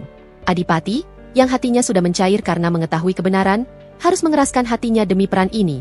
Ayah kemana? Bu? Dan Sinta? Kenapa ibu masih melindunginya? Apa yang sebenarnya ibu dan ayah sembunyikan dari kami? Bu Kirana menarik napas berat, seolah baru saja menelan sebongkah batu. Ia mengajak mereka duduk di sofa ruang tamu. Duduklah, nak, ada hal yang harus ibu jelaskan. Tapi, ini sangat sensitif. Tolong, dengarkan ibu baik-baik. Bu Kirana mulai berbicara, tetapi setiap kata yang keluar dari bibirnya kini penuh dengan makna ganda. Sebuah pertunjukan sandiwara yang ia sampaikan hanya untuk didengar oleh dinding rumah itu, seandainya ada mata-mata. Ibu tahu kalian curiga tentang ayah dan wanita itu, Sinta. Ya, ayah memang ada urusan dengannya. Tapi ayah melakukan ini demi kalian. Ini demi menjaga nama baik keluarga kita. Bu Kirana berbisik, tetapi mata Bu Kirana terus bergerak, memberi isyarat kepada Adipati bahwa ia tidak boleh bicara terlalu terbuka. Demi kami? Dengan berselingkuh? Bagaimana bisa, Bu? Afni berpura-pura terkejut. Ini bukan seperti yang kalian pikirkan. Ayah hanya membantu Sinta. Sinta adalah anak yang sedang bermasalah dan dia diancam oleh pihak yang sangat berbahaya. Ayah tidak bisa mengabaikannya, karena ayah merasa berutang budi padanya. Kami harus menyembunyikannya dari kalian dan dari semua orang. Bu Kirana menekankan kata, membantu, dan berutang budi, dengan arti yang dalam. Afni, yang tahu Bu Kirana sedang menggunakan kode rahasia, menanggapi dengan pertanyaan sandiwara. Tapi kenapa harus ibu yang mengurus semua pengaturan rahasia itu? Bu, kenapa ibu tidak membiarkan ayah menghadapi akibatnya sendiri? Bu Kirana menggenggam tangan Afni erat. Air matanya yang asli menetes. Karena ibu mencintai ayahmu, Afni. Dan ibu tahu, ayah tidak akan melakukan ini kecuali untuk alasan yang sangat mendesak dan besar. Ayahmu sedang melakukan hal yang sangat besar. Ibu janji, ini bukan seperti yang kamu pikirkan. Tapi, tolong, jangan libatkan Adipati. Jangan sampai Adipati tahu terlalu banyak detail. Kalian berdua harus tetap berada di jalur yang aman. Kalimat Bu Kirana tentang, jangan libatkan Adipati, dan, kalian berdua harus tetap di jalur aman, adalah pesan rahasia yang ia sampaikan di hadapan Afni dan Adipati, seolah ada mata-mata yang mungkin menguping. Ia ingin Afni dan Adipati tahu bahwa bahaya masih mengintai, dan mereka harus tetap waspada. Adipati, yang kini memainkan peran anak yang bingung dan curiga, menanggapi dengan nada frustrasi yang dibuat-buat. Tapi Bu, ayah menghilang. Dia membawa uang banyak. Kalau ini hanya urusan utang budi, kenapa tidak pakai jalur hukum? Kenapa harus rahasia seperti ini? Karena jalur hukum tidak selalu bisa kita percaya. Nak, balas Bu Kirana cepat, tatapannya menyiratkan kebenaran yang sesungguhnya, adanya oknum polisi di dalam sindikat. Pokoknya, kalian dengarkan ibu. Tetaplah di rumah. Lanjutkan hidup kalian seperti biasa. Ini demi kebaikanmu, Afni, demi calon cucu ibu. Jangan cari tahu apa-apa lagi. Bu Kirana kemudian bangkit. Ekspresinya kembali berubah menjadi dingin dan tertutup. Ia sengaja menciptakan jarak agar sandiwara itu terlihat meyakinkan. Ibu sangat lelah. Ibu mau istirahat. Jangan ganggu ibu sampai besok pagi. Bu Kirana berjalan menuju kamarnya. Afni dan Adipati saling pandang. Mereka paham. Bu Kirana baru saja memberikan mereka informasi penting. Sinta sudah dipindahkan ke tempat yang aman, dan sindikat itu melibatkan oknum hukum yang membuat Pak Wijaya harus berhati-hati. Pesan untuk tidak melibatkan Adipati adalah perintah agar Adipati dan Afni tetap berada di tempat yang aman. Ibu kita memang luar biasa. Mas, dia bisa menciptakan skenario yang meyakinkan tanpa berbohong secara langsung. Bisik Afni, terkesan. Aku tahu. Tapi aku juga melihat ketakutan di matanya. Sayang, mereka berdua berjuang sendirian selama ini. Kita tidak bisa membiarkan ini berlanjut, ujar Adipati. Tangannya menggenggam ponselnya erat, tempat data hasil retasan Afni tersimpan. Mereka kembali ke studio kerja, membuka kembali hasil retasan Afni. Mas, kita tidak bisa menunggu. Ayah dan ibu butuh bantuan kita sekarang. Sindikat itu pasti sudah curiga dengan hilangnya Sinta. Bukti ini harus segera kita gunakan, kata Afni. Adipati menatap data di layar. Ia melihat nama oknum polisi dan detail logistik. Sebuah ide berbahaya namun brilian muncul di benaknya.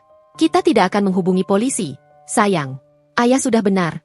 Kita tidak bisa percaya siapapun. Kita akan menggunakan data ini untuk menjebak mereka. Tapi kita butuh pihak ketiga yang benar-benar bisa dipercaya dan punya kekuatan. Afni mengernyitkan dahi. Siapa? Badan intelijen? Bukan. Aku akan menggunakan koneksiku di kalangan arsitek dan pengusaha. Ada seorang klien besar ayah dulu. Beliau sekarang adalah kepala divisi keamanan di sebuah badan anti perdagangan internasional. Beliau sangat dekat dengan ayah, dan beliau anti kejahatan. Kita akan menyerahkan semua bukti ini padanya, dan kita akan memintanya untuk melakukan penangkapan rahasia. Ini satu-satunya cara kita bisa melindungi ayah dan ibu sekaligus membongkar sindikat itu. Keputusan Adipati adalah sebuah lemparan dadu yang penuh risiko. Namun Afni tahu itu adalah langkah terbaik. Mereka kini bergerak bukan lagi di ranah kecurigaan keluarga, melainkan di tengah medan perang yang nyata, menggunakan kecerdasan dan koneksi mereka untuk melindungi orang tua mereka yang ternyata adalah pahlawan tanpa tanda jasa. Mereka tahu, permainan sandiwara harus terus berlanjut. Mereka harus tetap terlihat curiga, berjarak, dan bingung di mata Bu Kirana, hingga saatnya tiba untuk melancarkan pukulan telak yang akan mengakhiri semua bahaya ini. Setelah percakapan penuh kode dengan Bu Kirana, Afni dan Adipati menjalani hari-hari berikutnya dalam suasana yang tegang dan penuh kepalsuan. Mereka harus berpura-pura bahwa hubungan keluarga sedang berada di titik terendah. Di depan Bu Kirana, Afni bersikap dingin, jarang berbicara, dan sering menghela napas panjang seolah-olah hatinya hancur karena perselingkuhan Pak Wijaya yang didukung oleh Bu Kirana. "Aku sudah siapkan sarapan, Bu," ujar Afni suatu pagi, nadanya datar dan kaku, sebuah penutup yang sempurna untuk menyembunyikan kekagumannya pada keberanian Bu Kirana. Bu Kirana yang mengetahui kebenaran, membalas dengan tatapan penuh maaf yang mendalam, seolah ia benar-benar merasa bersalah. "Terima kasih, Nak. Maafkan Ibu." "Ya, Ibu tahu, kamu pasti sangat kecewa pada kami." Afni hanya ingin tahu, "Bu, kenapa? Kenapa Ibu membiarkan Ayah?" Timpal Adipati, memainkan peran anak yang terluka dan kebingungan. Bu Kirana hanya bisa menggeleng pelan, menekankan skenario yang sudah ia sampaikan sebelumnya. "Sudah Ibu bilang, Nak, ini demi kebaikanmu. Lebih baik kamu tidak tahu." Bu Kirana kemudian buru-buru pergi, mengambil kesempatan untuk meninggalkan drama yang menyesakan itu. Klimaks sandiwara ini terjadi ketika Afni dan Adipati berhasil menghubungi Bapak Hartono, mantan klien Pak Wijaya yang kini menjabat di Badan Anti Perdagangan Internasional. Pertemuan rahasia diatur di sebuah kafe terpencil di luar kota. Di perjalanan menuju kafe, Afni dan Adipati membahas betapa tertekannya mereka harus terus berakting. "Mas, aku merasa seperti pembohong ulung. Setiap melihat Ibu, aku ingin sekali memeluknya dan berkata kalau aku bangga padanya," bisik Afni di dalam mobil. "Aku juga, sayang. Tapi kita tidak boleh lengah. Ingat, Ibu menekankan bahwa bahaya itu nyata. Dan kita harus menggunakan waktu ini untuk memberi Ayah dan Ibu kemenangan tanpa mereka harus bertarung sendirian di garis depan," jawab Adipati, mengemudi dengan wajah tegang. Setibanya di kafe, mereka bertemu dengan Bapak Hartono, seorang pria parubaya yang tenang namun memiliki aura wibawa yang kuat. Setelah basa-basi singkat, Afni langsung menyerahkan laptopnya. "Selamat malam, Pak Hartono. Kami datang bukan atas nama Adipati dan Afni, tetapi atas nama Pak Wijaya," ujar Adipati serius. Bapak Hartono menatap mereka dengan penuh tanya. "Wijaya? Ada apa?" Dia bilang dia sedang sibuk dengan urusan kemanusiaan yang sangat pribadi. "Ini lebih dari urusan pribadi, Pak. Ini adalah taring dari kejahatan kemanusiaan yang beliau dan Bu Kirana coba patahkan sendiri," sambung Afni, lalu ia membuka hasil retasannya. "Ayah dan Ibu Mas Adipati menyembunyikan seorang korban sindikat perdagangan orang. Dan mereka sudah menjadi target sindikat ini. Kami, dengan keahlian saya, berhasil meretas komunikasi internal mereka." Afni memaparkan rincian yang mengejutkan, koordinat gudang, nama-nama pelaku, termasuk oknum polisi yang terlibat, dan jadwal pengiriman yang akan dilakukan 2 hari lagi di sebuah pelabuhan kecil. Bapak Hartono membaca data itu, wajahnya yang semula tenang kini berubah menjadi tegang. Ia menutup laptop Afni dengan sekali hentakan. "Ya Tuhan, Wijaya, dia selalu nekat. Tapi ini sungguh gila. Melibatkan oknum di dalam kepolisian? Ini jauh lebih besar dari yang kami duga." Bapak Hartono menghela napas, tangannya mengusap dagu. "Baik, kalian sudah melakukan hal yang luar biasa. Saya tidak akan melibatkan polisi lokal. Saya akan kerahkan tim kami, divisi khusus. Mereka memiliki yurisdiksi internasional dan bisa bergerak tanpa terdeteksi oleh jaringan lokal." Adipati mencondongkan tubuhnya ke depan. "Kami ingin Ayah dan Ibu kami aman, Pak. Dan kami ingin sindikat ini ditangkap saat mereka melakukan transaksi. Itu satu-satunya cara untuk mendapatkan bukti yang tak terbantahkan. Rencananya akan sangat rumit. Ini akan menjadi operasi penyergapan. Kalian pulanglah. Bersikaplah seperti biasa. Jangan hubungi Wijaya atau Kirana. Saya yang akan menghubungi mereka, menggunakan kode tertentu, untuk memastikan mereka tetap berada di jalur yang aman. Misi kalian adalah tetap menjadi mata air ketenangan di tengah badai keluarga, dan menjaga kehamilan Afni." Keputusan itu melegakan sekaligus menakutkan. Kini, nasib Pak Wijaya dan Bu Kirana berada di tangan pihak ketiga. 2 hari sebelum operasi penyergapan yang direncanakan oleh Bapak Hartono, sebuah kejadian tak terduga terjadi yang mengguncang sandiwara mereka. Adipati dan Afni sedang makan siang di rumah. Bu Kirana tidak terlihat sejak pagi, dan Pak Wijaya masih belum kembali. Tiba-tiba, Adipati menerima sebuah pesan singkat dari nomor tak dikenal. Pesan itu hanya berisi sebuah foto. Foto itu adalah Bu Kirana, yang tampak ketakutan, sedang duduk di sebuah kursi di ruangan gelap, tangannya diikat. Di bawah foto itu, tertulis, "Istri Anda, sang diplomat, sudah terlalu jauh ikut campur. Kami akan mengakhiri sandiwaranya. Tunggu panggilan kami." Jantung Adipati seolah berhenti berdetak. Ia menjatuhkan sendok di tangannya. Suara benturan sendok piring memecah kesunyian. "Mas, ada apa?" Afni langsung panik. Adipati menyerahkan ponselnya, tangannya gemetar. Afni melihat foto itu, matanya terbelalak. Wajah Bu Kirana yang pucat dan mata yang memancarkan ketakutan, bukanlah akting. Ini adalah kenyataan. Ibu diculik. Mereka tahu ibu terlibat, seru Afni, air mata langsung membanjiri pipinya. Ia berusaha meraih ponselnya untuk menghubungi Bapak Hartono, tetapi Adipati menahannya. "Tunggu, sayang. Mereka bilang, istri Anda, sang diplomat. Mereka mengira ibu adalah istri ayah yang terlibat. Mereka tidak tahu kalau ayah dan ibu sedang berpisah. Mereka pasti mengawasi ayah, dan mereka melihat ibu sering bertemu dengannya secara rahasia. Mereka hanya tahu ayah punya istri yang ikut campur," jelas Adipati, mencoba berpikir logis di tengah kepanikan. Ponsel Adipati berdering lagi. Kali ini, panggilan dari nomor yang sama. Adipati menelan ludah, mengaktifkan mode speaker agar Afni bisa mendengar. "Halo." Suara Adipati terdengar tegang. "Ah, Tuan Adipati. Senang bisa bicara dengan Anda. Istri Anda, Bu Kirana, sungguh keras kepala. Kami hanya ingin suaminya, Wijaya, menghentikan permainan bodoh ini." Suara di seberang terdengar serak dan dingin, bagaikan es yang menusuk tulang. "Ayah saya tidak ada hubungannya dengan urusan Anda," seru Adipati, berusaha membela Pak Wijaya. "Oh, tentu saja ada. Dia sudah merusak rantai pasok kami. Kami hanya butuh kompensasi. Kembalikan Sinta kepada kami, dan bayar kerugian sebesar 10 miliar. Dalam waktu 6 jam, atau istrinya akan kami kirim pulang dalam keadaan tidak utuh." Adipati terdiam, wajahnya membiru. Mereka salah tangkap. Sindikat itu mengira Bu Kirana adalah istri Wijaya, padahal Bu Kirana dan Pak Wijaya sudah bercerai secara damai beberapa tahun lalu, tetapi tetap tinggal bersama dan menjaga rahasia itu demi keharmonisan keluarga besar. Perpisahan itu adalah rahasia lain yang tidak diketahui oleh Afni dan Adipati, yang sengaja dirahasiakan oleh kedua mertuanya karena mereka berjanji akan tetap menjadi keluarga bagi anak-anak mereka. Saya akan hubungi ayah saya. Tapi tolong, jangan sakiti ibu saya, pinta Adipati. 6 jam, Tuan Adipati. Waktu terus berjalan. Sambungan terputus. Afni memeluk Adipati erat. "Mas, kita harus hubungi Bapak Hartono sekarang. Ayah tidak boleh tahu ini dulu, dia pasti akan gegabah." "Tunggu, sayang, ada yang aneh." Adipati menatap foto Bu Kirana lagi. Ibu kita adalah mantan dosen psikologi. Beliau cerdas dan sangat ahli dalam strategi. Lihat matanya di foto itu. Ya, dia takut, tapi dia juga mengirimkan isyarat. Afni mendekat, mengamati detail mata Bu Kirana. "Isyarat apa, Mas? Pernahkah kamu ingat ibu sering bercerita tentang kebiasaan beliau saat menguji mahasiswanya? Beliau selalu memberi kode tertentu saat sedang dalam bahaya atau kebohongan.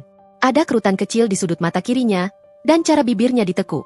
Itu adalah kode beliau saat sedang dalam situasi yang terkendali, tapi berbahaya." Afni mengingat kembali. Bu Kirana memang pernah bercerita tentang seni menjaga ekspresi wajah. "Maksudmu, ibu sedang bersandiwara?" tanya Afni tak percaya. Meskipun ia tahu Bu Kirana mampu melakukannya. Tidak sepenuhnya sandiwara. Dia diculik, itu nyata. Tapi dia tahu dia sedang diamati. Dan dia tahu akan dikirimkan foto padaku. Dia menggunakan kepintarannya untuk menunjukkan pada kita bahwa situasinya belum benar-benar lepas kendali. Jelas Adipati, ia mengambil napas dalam-dalam. Mereka harus bertindak. Penelepon itu akan mengira Adipati kini panik dan akan menghubungi Pak Wijaya, yang akan memaksa Pak Wijaya menukar Sinta dengan Bu Kirana. Inilah yang diinginkan sindikat itu. Kita harus hubungi Bapak Hartono. Sayang, kita harus gunakan kesempatan ini untuk menjebak mereka. Mereka sudah menunjukkan kartu mereka. Putus Adipati. Afni mengangguk, menyeka air matanya. Dalam situasi yang mengerikan ini, Afni kembali melihat cinta sejati yang terselubung. Bu Kirana, meskipun berpisah, tetap menjadi mitra Pak Wijaya dalam bahaya, bahkan mempertaruhkan diri untuk sandiwara yang mereka ciptakan. Adipati segera menghubungi Bapak Hartono. Ia menjelaskan penculikan Bu Kirana dan tuntutan tebusan 10 miliar serta pengembalian Sinta. Bapak Hartono terdiam sejenak. Ini dia. Mereka sudah putus asa. Ini adalah kesalahan terbesar mereka. Waktu 6 jam adalah benang tipis yang harus kita tarik perlahan. Kita tidak bisa biarkan Wijaya tahu. Saya akan menggunakan tim saya untuk melacak lokasi penculikan berdasarkan nomor telepon itu. Kalian tetap di rumah. Jangan ada yang tahu kalian sudah menghubungi saya. Pak, kami ingin satu hal. Izinkan kami membantu saat penangkapan. Afni memiliki data yang bisa menjadi kunci koordinasi, pinta Adipati. Bapak Hartono ragu. Itu terlalu berbahaya. Adipati. Pak, ini nyawa ibu saya. Kami harus berada di sana untuk memastikan operasi ini berjalan lancar. Kami bisa membantu dengan komunikasi internal yang sudah Afni retas. Kami adalah satu-satunya orang yang tidak akan dicurigai ada di lapangan, desak Adipati. Bapak Hartono akhirnya mengalah. Baik, tapi kalian harus mematuhi setiap instruksi tim saya. Saya akan kirimkan detail komunikasi aman kalian dalam 1 jam ke depan. Persiapkan diri kalian. Kalian akan menjadi mata dan telinga rahasia tim kami. Afni dan Adipati saling pandang. Rasa takut mereka berganti menjadi tekad yang membara. Sandiwara mereka di rumah harus terus berlanjut, tetapi di balik layar, mereka kini menjadi pemain kunci dalam misi penyelamatan yang mempertaruhkan nasib seluruh keluarga. Setelah sambungan telepon dengan Bapak Hartono terputus, studio kerja Adipati berubah menjadi ruang kendali operasi rahasia. Waktu 6 jam yang diberikan penculik terasa seperti pasir di jam pasir yang jatuh terlalu cepat. Adipati dan Afni, sepasang suami istri yang biasanya hanya berurusan dengan desain arsitektur dan algoritma IT, kini harus merencanakan strategi penyelamatan ibunya dari cengkeraman sindikat kriminal. Kita harus tetap tenang, Mas.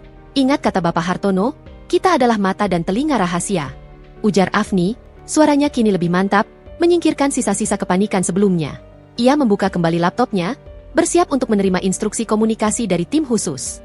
Adipati mengangguk, namun raut wajahnya masih menyimpan kegelisahan. Aku masih memikirkan ibu. Dia pasti sangat tertekan, meskipun dia mengirimkan kita kode sandiwara itu. Kita harus cepat. Tepat 1 jam kemudian, laptop Afni berkedip. Sebuah email terenkripsi masuk, berisi link menuju aplikasi komunikasi aman dan detail koordinasi tim. Tim khusus Bapak Hartono sudah bergerak cepat. Ini dia, Mas. Mereka sudah melacak lokasi kasar penculikan. Mereka bilang, sindikat itu menggunakan salah satu gudang penyimpanan mereka, tidak jauh dari pelabuhan kecil yang ada di retasan data kita. Jelas Afni sambil menunjukkan peta digital yang muncul di layar. Adipati menatap peta itu. Lokasinya persis di pinggiran kota, area yang sama dengan gudang tempat Bu Kirana dan Pak Hasan bersembunyi. Mereka tidak bergerak jauh dari sarang mereka. Mereka yakin diri. Afni dan Adipati kini harus meninggalkan rumah. Misi pencarian jejak ini harus mereka lakukan sendiri, sebelum tim Hartono bergerak, untuk memastikan semua teritori aman. Mereka harus menemukan tempat Bu Kirana diculik dan tempat sindikat itu merencanakan transaksi besar mereka, yang mereka yakini adalah upaya menjebak Pak Wijaya dan menjual Sinta. Aku harus keluar, sayang. Aku harus pastikan tempat yang dicurigai itu. Kalau aku yang kesana, aku bisa beralasan sedang meninjau lokasi proyek baru. Tidak ada yang akan curiga, kata Adipati. Aku ikut, Mas. Data retasan itu ada di otakku. Aku bisa membandingkan koordinat di peta dengan struktur bangunan di lapangan. Ingat, Mas, aku lebih ahli membaca data teknis, desak Afni. Ia tahu risikonya, tetapi ia tidak mau hanya menunggu di rumah sementara suaminya mempertaruhkan nyawa. Adipati ragu sejenak, menatap perut Afni. Namun, ia melihat tekad yang membara, sebuah api perjuangan yang sama besarnya dengan miliknya. Ia tahu, Afni tidak akan tenang jika ditinggal. Baik, kita pergi bersama, tapi kamu harus selalu berada di mobil. Jika ada bahaya sedikit pun, kamu harus lari, sayang, putus Adipati. Mereka menyusun rencana penyamaran yang sederhana. Adipati berpakaian layaknya arsitek yang sedang melakukan survei, membawa helm proyek dan blueprint kosong. Afni mengenakan pakaian longgar, pura-pura sebagai asisten yang sedang mendata lokasi. Mereka berdua menjadi pasangan pengamat yang tak terduga. Perjalanan menuju lokasi memakan waktu hampir 2 jam. Area itu sangat sepi, didominasi oleh gudang-gudang besar dan lapangan penyimpanan peti kemas yang berkarat. Di tengah kesunyian itu, ada sebuah bangunan gudang yang terlihat lebih terawat. Namun pintunya tertutup rapat, seperti mulut goa yang membisu. Lokasinya cocok dengan koordinat utama yang Afni temukan dalam retasan komunikasi sindikat. Adipati memarkir mobilnya jauh dari gudang itu, di balik tumpukan peti kemas yang tinggi. Ini dia, sayang, gudang yang paling dicurigai, bisik Adipati. Afni mengeluarkan binokular kecil dari tasnya, mengamati. Mas, lihat di atap. Ada antena komunikasi yang tersembunyi. Mereka pasti menggunakan tempat ini sebagai markas operasi. Adipati keluar dari mobil, berpura-pura mengukur tanah dengan meteran, sesekali berbicara ke ponselnya dengan suara keras, seolah sedang bernegosiasi dengan klien. Ya, Pak. Lokasi ini potensial untuk pembangunan pelabuhan baru. Saya sedang cek kontur tanah. Ya, gudang di depan itu gudang tua, tidak ada yang perlu dikhawatirkan. Ia berbicara keras, memastikan seandainya ada penjaga di dalam gudang, mereka akan mendengar dan mengira ia hanya seorang arsitek. Saat Adipati sibuk berakting, Afni menggunakan waktu itu untuk mencocokkan data. Ia membuka peta digital di laptop kecilnya yang tersembunyi di dalam tas. Mas, ternyata koordinat yang akuretas itu bukan hanya alamat gudang, tapi juga detail jaringan listrik mereka. Mereka pasti memasang kamera pengawas di setiap sudut gudang itu, bisik Afni melalui AirPage kecil yang terhubung dengan Adipati. Sial, Kita tidak bisa terlalu dekat, jawab Adipati, tangannya sibuk berpura-pura mencatat di clipboard. Tiba-tiba, Afni melihat sesuatu yang janggal. Di sebuah jendela kecil di lantai 2 gudang itu, yang terlihat kotor dan berkarat, Afni menangkap sebuah pantulan cahaya yang sangat cepat. Mas, lihat jendela lantai 2. Ada pergerakan. Dan aku lihat sesuatu yang berkilau. Itu pasti pantulan kacamata atau lensa kamera, bisik Afni panik. Adipati langsung mengalihkan pandangannya. Secepat kilat ia kembali ke mobil, mempertahankan ekspresi santai di wajahnya. Baik, klien bilang kita harus pindah ke lokasi lain. Katanya ada masalah dengan izin. Ayo, sayang, ajak Adipati. Suaranya sedikit meninggi agar terdengar oleh siapapun yang mungkin menguping. Mereka berdua masuk ke mobil dan meluncur pergi. Setelah dirasa aman, Adipati memacu mobilnya ke sebuah stasiun pengisian bahan bakar yang ramai. Itu tadi penjaga. Mas, mereka pasti sudah tahu ada orang asing di sekitar situ, ujar Afni, jantungnya berdebar kencang. Aku tahu. Tapi kita berhasil mendapatkan informasi yang sangat berharga. Kita tahu mereka berada di gudang itu, dan mereka memiliki penjagaan yang ketat. Ini adalah tulang punggung dari operasi mereka, kata Adipati, tangannya mengetuk dashboard mobil. Afni kembali fokus pada laptopnya. Ia mengirimkan update lokasi dan temuan mereka ke Bapak Hartono. Sambil menunggu balasan, Afni tiba-tiba teringat satu detail lagi dalam retasan datanya yang belum ia sampaikan. Data itu ia temukan di antara barisan komunikasi yang sangat terenkripsi. Mas, aku ingat sekarang. Di data itu, ada nama Sinta disebut lagi. Tapi ini bukan koordinat. Ini seperti pesan pribadi. Afni membuka data itu dan membaca terjemahannya. Teks itu adalah sebuah pesan singkat yang dikirimkan Sinta kepada seseorang, sebelum akhirnya data komunikasinya dihapus paksa oleh sindikat. Pesan Sinta berbunyi, Pak, mereka tahu saya kabur. Mereka curiga dengan orang-orang di rumah sakit. Tapi saya berhasil menemukan flash disk yang mereka sembunyikan di ruang arsip lama. Isinya semua bukti transfer ke luar negeri. Saya sembunyikan di tempat aman di rumah sakit. Tolong, cari flash disk itu sebelum mereka. Afni terkesiap. Mas, Sinta tidak hanya diselamatkan ayah, dia juga adalah agen rahasia yang mengumpulkan bukti. Dia menyembunyikan flash disk berisi bukti transfer ke luar negeri di rumah sakit. Itu pasti bukti yang bisa menjerat seluruh sindikat. Adipati langsung mengerti. Itulah sebabnya ayah selalu ke rumah sakit. Bukan hanya untuk menjenguk Sinta, tapi untuk mencari flash disk itu. Ayah tidak berani memberitahu kita karena takut kita gegabah. Kita harus menemukannya. Mas, bukti itu pasti menjadi kunci emas untuk Bapak Hartono. Tanpa itu, penangkapan di pelabuhan mungkin hanya menangkap ikan kecil, desak Afni. Mereka sadar, 6 jam itu tidak hanya digunakan untuk menyelamatkan Bu Kirana, tetapi juga untuk mendapatkan bukti yang dapat menjatuhkan sindikat selamanya. Dan tempat raman untuk menyembunyikan barang, bagi seorang korban yang panik, adalah di tempat yang paling jelas, rumah sakit tempat ia disekap. Rumah sakit, ruang arsip lama. Kamu tahu di mana itu, sayang? Tanya Adipati. Aku tahu. Rumah sakit itu memiliki ruang arsip kuno di basement, tempat aku pura-pura mencari berkas di hari aku melihat ayah pertama kali. Itu tempat yang paling minim penjagaan, jawab Afni. Kita tidak punya waktu, sayang. Kita harus kembali ke sana. Tapi kali ini, kita akan menyelinap. Aku akan mengurus keamanan luar, kamu mengurus arsip di dalam. Putus Adipati, matanya penuh tekad. Tiba-tiba, ponsel Adipati berdering. Itu adalah Bapak Hartono. Adipati, kami sudah melacak telepon. Lokasi Bu Kirana ada di gudang penyimpanan dekat pelabuhan kecil. Kami akan melakukan penyerbuan diam-diam dalam 3 jam. Kalian harus sudah berada di rumah sakit sekarang. Tim kami butuh flash disk itu. Afni, kamu harus mengarahkan kami ke sana, dan tim IT kami akan mengambilnya. Ini adalah operasi yang sangat berisiko. Kalian akan menjadi guide tim kami dari jarak jauh. Siap, Pak Hartono. Kami sedang menuju ke sana sekarang, jawab Adipati. Mereka langsung memutar mobil, menuju kembali ke rumah sakit yang menyimpan misteri di ruang arsipnya. Afni dan Adipati, yang tadinya hanya sepasang suami istri biasa, kini menjadi pasangan yang berada di jantung operasi intelijen, mempertaruhkan kehamilan Afni dan nyawa mereka demi menyelamatkan Bu Kirana dan menjatuhkan sindikat. Mereka tahu, malam ini adalah malam penentuan. Mobil Adipati melaju cepat membelah keramaian kota, menuju kembali ke rumah sakit, tempat segala benang kusut ini bermula. Jantung Afni berpacu kencang, tidak hanya karena kecepatan mobil, tetapi juga karena waktu yang terus mendesak. Sisa waktu menuju penyerbuan hanya 3 jam, dan mereka harus mendapatkan flash disk rahasia itu terlebih dahulu. Flash disk itu adalah mahkota bukti yang dijanjikan oleh Sinta. Satu-satunya hal yang bisa menjamin kejatuhan sindikat secara permanen. Mas, kita harus bergerak cepat dan sangat hati-hati.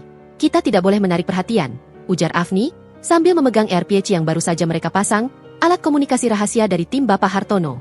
Aku tahu, sayang, rumah sakit ini memang ramai, tapi basement arsip itu seperti kuburan sunyi. Kita harus terlihat seperti tamu biasa, jawab Adipati, tangannya mencengkeram kemudi.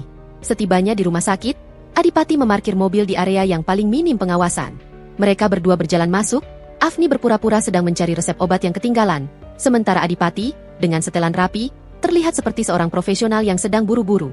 Melalui AirPage, suara Afni terdengar berbisik. Tim Hartono sudah standby di area belakang. Aku akan mengarahkan mereka untuk memutus CCTV di area arsip begitu kita masuk, Mas. Mereka berhasil mencapai lift menuju basement. Lift itu gelap dan berbau apek. Saat pintu lift terbuka, mereka dihadapkan pada lorong sempit yang remang-remang, dindingnya dipenuhi rak-rak arsip kuno yang menjulang tinggi, seolah arsip-arsip itu adalah tentara kertas yang menjaga rahasia rumah sakit. Ruang arsip lama ada di ujung lorong ini, Mas. Tempat aku pura-pura cari berkas waktu itu, bisik Afni. Adipati mengangguk. Mereka berjalan perlahan, suara langkah kaki mereka memantul di lantai keramik yang dingin. Afni segera mengirimkan sinyal ke tim IT Hartono. CCTV area basement diputus sekarang. Kami masuk. Dalam hitungan detik, lampu darurat di lorong itu meredup, memberikan mereka perlindungan yang lebih baik dalam kegelapan. Mereka tiba di pintu ruang arsip lama. Pintu itu terbuat dari baja, kunci manualnya besar dan berkarat. Adipati mengeluarkan peralatan kecil yang diberikan oleh tim Hartono, sebuah alat pembuka kunci portabel. Meskipun ayah dan ibu terlibat di sini, mereka tidak akan pernah menyimpan kunci arsip. Kita harus memaksa masuk, bisik Adipati. Dengan keahlian yang mengejutkan, Adipati berhasil membuka kunci itu dalam waktu singkat. Pintu baja itu berderit pelan saat mereka dorong. Di dalamnya, udara terasa lebih pengap, dipenuhi debu dan aroma kertas tua. Sinta bilang di ruang arsip lama. Tapi di mana tepatnya? Tanya Adipati, menyalakan senter kecil yang diikat di dahinya. Afni langsung teringat detail kecil dari retasan Sinta yang ia temukan. Flash disk yang mereka sembunyikan di ruang arsip lama. Mas, Sinta bilang sindikat itu yang menyembunyikannya di sana, bukan dia. Sinta menemukannya. Dia pasti menyembunyikannya di tempat yang paling tidak terjangkau atau paling tidak mencolok, kata Afni, matanya menyapu ruangan. Afni berjalan menuju salah satu rak arsip yang paling jauh. Itu adalah rak arsip untuk catatan pasien lama yang sudah tidak aktif. Aku ingat.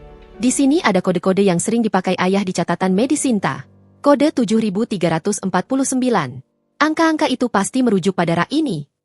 Mereka mulai mencari di antara tumpukan map dan folder. Debu beterbangan setiap kali mereka menarik sebuah map. Waktu terasa mencekik leher mereka. Rak 73, baris 49. Afni bergumam sambil mencari. Tiba-tiba, Adipati menarik napas tajam. Sayang, lihat, ada sesuatu di balik rak ini. Adipati menunjuk ke bagian belakang rak arsip yang menjulang tinggi. Ada sebuah kotak logam kecil yang terselip, tersembunyi dengan sempurna di antara celah dinding dan rak. Kotak itu diikat dengan kawat kecil. Sindikat itu yang menyembunyikan flash disk di sana. Sinta pasti menemukannya saat mereka tidak ada, dan dia tidak punya waktu untuk membawanya keluar, seru Afni. Adipati berusaha menarik kotak itu, tetapi kawatnya kuat. Ia mengeluarkan gunting khusus yang juga diberikan oleh tim Hartono. Klik. Kawat itu terputus. Adipati meraih kotak logam itu, membukanya. Di dalamnya, tersembunyi sebuah flash disk kecil berwarna merah. Jantung operasi sindikat itu kini ada di tangan mereka. Kita berhasil, Mas. Sekarang cepat kirimkan lokasinya ke tim Hartono. Mereka harus segera datang dan mengambil ini, desak Afni. Afni segera mengirimkan sinyal koordinat mereka. Flash disk ditemukan. Warna merah. Di ruang arsip lama. Tim IT harap segera masuk.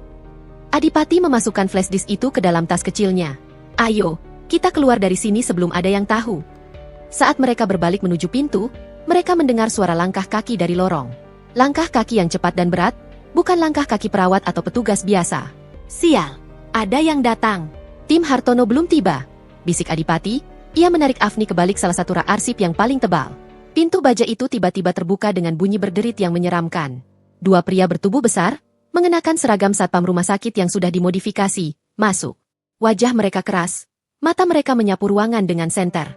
Aku yakin ada yang masuk ke sini. Kotak itu harusnya ada di belakang rak. Kita harus segera ambil sebelum bos tahu. Ujar salah satu pria itu dengan suara berat. Cepat cari. Kalau tidak, kita akan dihabisi. Balas yang lain. Afni dan Adipati merapatkan diri ke dinding, menahan napas. Ruangan itu terasa semakin kecil, seolah dinding maut bergerak mendekat.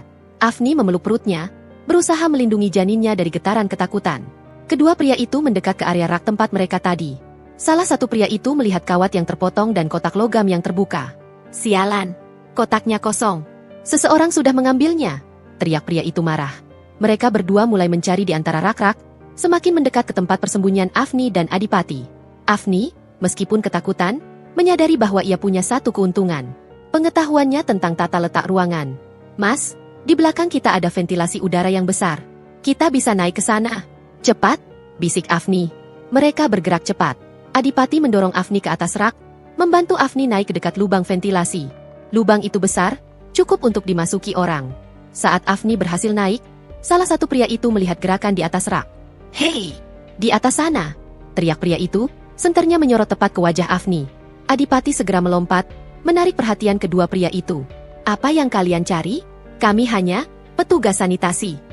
"Petugas sanitasi? Di ruang arsip jam segini? Jangan bohong." Kedua pria itu melangkah maju. Afni berhasil merangkak masuk ke dalam lubang ventilasi. Dari sana, ia melihat Adipati, suaminya, kini menjadi umpan heroik untuk menyelamatkan dirinya dan bukti krusial itu. "Cepat lari, Mas!" teriak Afni melalui AirPH. "Tidak, sayang. Aku akan menahan mereka sebentar. Kamu teruskan lari. Flash disk itu lebih penting." Balas Adipati, ia mengambil map arsip tebal di depannya dan melemparkannya ke wajah salah satu pria. Pertarungan yang tidak seimbang terjadi. Adipati bukan petarung, ia hanya seorang arsitek. Tetapi ia melawan dengan kekuatan keputusasaan dan cinta. Dari dalam ventilasi, Afni merangkak cepat. Ia tidak bisa melihat Adipati lagi, hanya mendengar suara gaduh, desahan kesakitan, dan bantingan benda keras. Hati Afni hancur. Ia tahu Adipati mempertaruhkan dirinya demi dirinya dan bayi mereka. "Adipati, bertahanlah. Tim Hartono segera tiba." Afni berteriak, air mata bercampur debu di wajahnya. Afni merangkak ke jalur ventilasi utama, yang membawanya langsung ke atap basement yang tidak terpakai. Tepat saat ia melihat cahaya di ujung terowongan ventilasi, ia mendengar suara tembakan yang keras, memecah kesunyian malam. Mas! Mas!" Afni berteriak, tubuhnya bergetar hebat. Ia hampir pingsan karena ketakutan. Afni terus merangkak, air matanya tak terbendung. Ia harus keluar. Ia harus menghubungi tim Hartono. Ia harus menyelamatkan Adipati. Saat ia berhasil keluar dari ventilasi, ia langsung ambruk di lantai atap yang dingin. Ia segera meraih AirPC-nya. "Tim Hartono. Tembakan. Ada tembakan di basement. Adipati dalam bahaya. Flash disk aman. Saya sudah keluar. Cepat kirimkan bantuan ke ruang arsip." Tiba-tiba, sebuah tangan membekap mulut Afni dari belakang. Afni meronta, tetapi tenaga pria itu jauh lebih kuat. "Diam. Jangan bergerak, Nyonya Adipati," bisik suara itu di telinganya, dingin dan mengancam. Afni menoleh. Pria itu adalah salah satu satpam yang bertugas di lobi rumah sakit. Ia pasti adalah oknum yang bekerja untuk sindikat. "Lepaskan aku." Afni meronta. Tangannya memegang tas kecil berisi flash disk merah itu erat-erat. Ia adalah simpanan rahasia yang harus ia pertahankan. "Serahkan flash disk itu, atau aku akan pastikan suamimu mati di bawah sana," ancam pria itu. Saat Afni hendak menjerit, sebuah bayangan muncul dari balik cerobong asap. Gerakannya cepat dan mematikan. Pria yang menyergap Afni tiba-tiba ambruk, kepalanya dihantam benda tumpul. Di hadapan Afni, berdiri Pak Wijaya. Wajahnya penuh luka, pakaiannya kotor dan berlumuran debu. "Ayah!" Afni terisak, berlari ke pelukan Pak Wijaya. "Syukurlah kamu selamat, Nak. Kalian tidak seharusnya di sini. Tapi ayah tahu kalian pasti nekat," kata Pak Wijaya, suaranya dipenuhi rasa lega dan khawatir. "Ayah sudah melacak pergerakan mereka. Sekarang, flash disk itu serahkan pada ayah. Kita harus segera bergegas. Adipati dalam bahaya. Ayo!" Pak Wijaya meraih tangan Afni, dan mereka berdua berlari ke tepi atap, di mana sebuah tangga darurat tersembunyi. Operasi penyelamatan belum berakhir, justru baru mencapai puncak yang paling berbahaya. Afni kini harus percaya penuh pada Pak Wijaya, satu-satunya harapannya untuk menyelamatkan Adipati. Afni menuruni tangga darurat bersama Pak Wijaya, jantungnya berdetak kencang, suaranya tercekat di tenggorokan. Ia baru saja melihat ayah mertuanya, yang ia kira sedang sibuk merawat pelakor dan bersembunyi dari masalah, ternyata adalah seorang pahlawan sejati yang datang tepat waktu untuk menyelamatkannya. Kekaguman dan kekhawatiran bercampur aduk di benaknya. "Mas Adipati, yah, dia ada di bawah, di ruang arsip. Aku mendengar suara tembakan," seru Afni, air mata kembali mengalir. "Tenang, Nak. Ayah sudah tahu. Tim bantuan yang ayah hubungi sudah di sana. Tembakan itu mungkin dari mereka. Kita tidak bisa langsung ke sana. Itu terlalu berbahaya," ujar Pak Wijaya, napasnya tersengal-sengal, tetapi matanya memancarkan ketenangan yang menular. Ia memimpin Afni ke area parkir belakang yang sepi, tempat mobilnya diparkir. Saat mereka masuk ke mobil, Afni langsung menyerahkan flash disk merah itu. "Ini, yah, bukti krusial dari Sinta. Kita harus segera menyerahkannya ke Bapak Hartono." Pak Wijaya menerima flash disk itu, menggenggamnya erat, seolah memegang harta yang sangat berharga. Kamu dan Adipati, kalian luar biasa. Kalian berdua adalah tim terbaik yang pernah ayah lihat. Maafkan ayah dan ibu karena merahasiakan semuanya. Tapi sekarang, ini adalah saatnya ayah menceritakan kebenaran penuh. Mobil itu melaju menjauhi rumah sakit yang kini sudah dipenuhi oleh mobil-mobil hitam tak bertanda, anggota tim khusus Bapak Hartono. Ayah, kenapa ayah sampai mempertaruhkan nyawa seperti ini? Kenapa Sinta begitu penting? Tanya Afni, suaranya terdengar sangat ingin tahu, namun penuh rasa hormat. Pak Wijaya menghela napas panjang. Tatapannya menyiratkan kenangan pahit. Ia mengemudi perlahan, menciptakan ruang dan waktu untuk bercerita. Sinta, dia adalah bayangan masa lalu ayah. Nak, kamu tahu ayah punya adik perempuan. Namanya Wina, yang hilang puluhan tahun lalu. Kami pikir dia meninggal. Tetapi ternyata, dia juga korban sindikat perdagangan orang yang dulu masih beroperasi dalam skala kecil. Afni terdiam. Ia pernah mendengar sekilas tentang Bibi Wina yang hilang, tetapi ia tidak tahu detailnya sekelam ini. Bertahun-tahun ayah mencari, tapi gagal. Itu adalah luka lama yang tidak pernah sembuh di keluarga kami. Ketika ayah pensiun dan fokus pada kegiatan kemanusiaan, ayah bersumpah, tidak akan ada lagi korban seperti Wina yang tidak mendapatkan keadilan. Pak Wijaya menghela napas lagi. 2 minggu lalu, ayah dihubungi oleh seorang mantan rekan di yayasan. Dia bilang ada kasus yang sangat sensitif di rumah sakit itu, melibatkan seorang gadis muda yang berhasil lolos dari cengkeraman sindikat. Gadis itu adalah Sinta. Wajahnya, cara bicaranya, bahkan kisah pelariannya, mengingatkan ayah pada Wina. Ayah merasa, ini adalah kesempatan penebusan ayah. Janji yang harus ayah tepati pada adik ayah. Lalu, kenapa ibu ikut terlibat, ya? Kenapa ibu rela berpura-pura menjadi istri ayah yang dicurigai berselingkuh? Tanya Afni, kini memahami alasan rahasia di balik perpisahan kedua mertuanya. Ibu Kirana, dia adalah belahan jiwa ayah. Meskipun kami sudah lama berpisah secara resmi. Perpisahan kami dulu terjadi karena ibu tidak tahan melihat ayah yang terlalu terobsesi mencari Wina, sehingga mengabaikan ibu dan Adipati. Kami memutuskan bercerai baik-baik, tetapi kami berjanji akan tetap menjadi keluarga bagi kalian. Kami menyembunyikan perceraian kami dari kalian, karena kami tidak mau kalian kehilangan rumah yang hangat ini. Afni terkejut, air mata menetes. Jadi, ada rahasia lain yang lebih dalam. Kedua orang tua ini rela menjalani kehidupan palsu selama bertahun-tahun demi kebahagiaan anak-anaknya. Cinta sejati mereka tidak mati, hanya berubah bentuk menjadi pengorbanan yang lebih besar. Ketika ayah memutuskan untuk melindungi Sinta, ayah tahu risikonya. Sindikat itu akan mengincar orang-orang terdekat ayah. Ibu tahu ini. Ibu, dengan latar belakangnya di bidang psikologi dan strategi, datang pada ayah dan berkata, "Aku tidak akan membiarkanmu sendirian. Aku akan menjadi topeng pelindung untuk keluarga kita." Pak Wijaya melanjutkan, "Ibu menyarankan agar kita menggunakan alibi perselingkuhan yang kalian curigai. Ibu tahu itu akan menyakiti kalian, tapi itu adalah alibi terbaik untuk menjelaskan mengapa ayah menghabiskan banyak waktu di rumah sakit bersama Sinta, dan mengapa ibu bersikap misterius. Kalian akan curiga pada ayah, tapi sindikat itu akan curiga pada ibu. Mereka akan mengira ibu adalah istri yang cemburu, bukan seorang ahli strategi yang sedang membantu. Mereka tidak akan pernah mengira kalian akan terlibat. Jadi, penculikan ibu. Itu adalah bagian dari skenario yang mereka ciptakan. Mereka mengira dengan menculik istri diplomat ini, mereka bisa menekan ayah untuk menukar Sinta dengan uang tebusan dan kebebasan. Ibu sengaja memberikan kode di foto itu pada Adipati. Beliau ingin Adipati tahu bahwa situasinya terkendali, dan kami harus menggunakan momentum ini untuk menyerang balik. Pak Wijaya terdiam sejenak. Ibu adalah wanita paling berani yang ayah kenal. Afni merasa seluruh badannya merinding. Ia memeluk perutnya, menyadari betapa besarnya pengorbanan kedua mertuanya. Mereka adalah dua pahlawan yang berjuang di balik layar dengan alibi paling menyakitkan bagi keluarga mereka sendiri. Kami sudah meretas komunikasinya. Yah, kami tahu tentang oknum polisi itu, dan kami sudah menghubungi Bapak Hartono, ujar Afni. Bagus. Nah, kalian berdua memang anak ayah. Flash disk ini adalah kunci terakhir. Sekarang, kita harus segera bertemu Hartono sebelum mereka menyadari bahwa mereka telah menculik Kirana yang salah, atau sebelum mereka tahu bahwa Adipati sudah menemukan flash disk ini. Tiba-tiba, ponsel Pak Wijaya berdering. Itu adalah panggilan dari tim Hartono yang baru saja keluar dari rumah sakit. Wijaya, Adipati sudah aman. Dia hanya terluka parah di kepala karena benturan, tapi dia berhasil melumpuhkan kedua pria itu sebelum tim kami sampai. Dia dilarikan ke rumah sakit lain yang sangat rahasia. Jangan khawatir, Kirana juga sudah dilacak. Mereka akan membawa Kirana ke gudang dekat pelabuhan. Kita harus segera bergerak sekarang. Afni menjerit lega dan cemas pada saat yang bersamaan. Adipati selamat, tetapi terluka parah. Bu Kirana sedang diangkut menuju tempat penyerbuan. Ya Tuhan, Mas Adipati. Afni menutup mulutnya.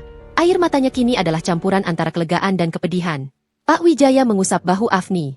Dia adalah anak ayah, Nak, dia pasti kuat. Sekarang, kita harus fokus pada ibu dan Sinta. Ayah akan mengemudi ke titik pertemuan dengan Hartono. Kita akan serahkan flash disk ini, dan kita akan menggunakan data kalian untuk mengatur serangan balasan di pelabuhan.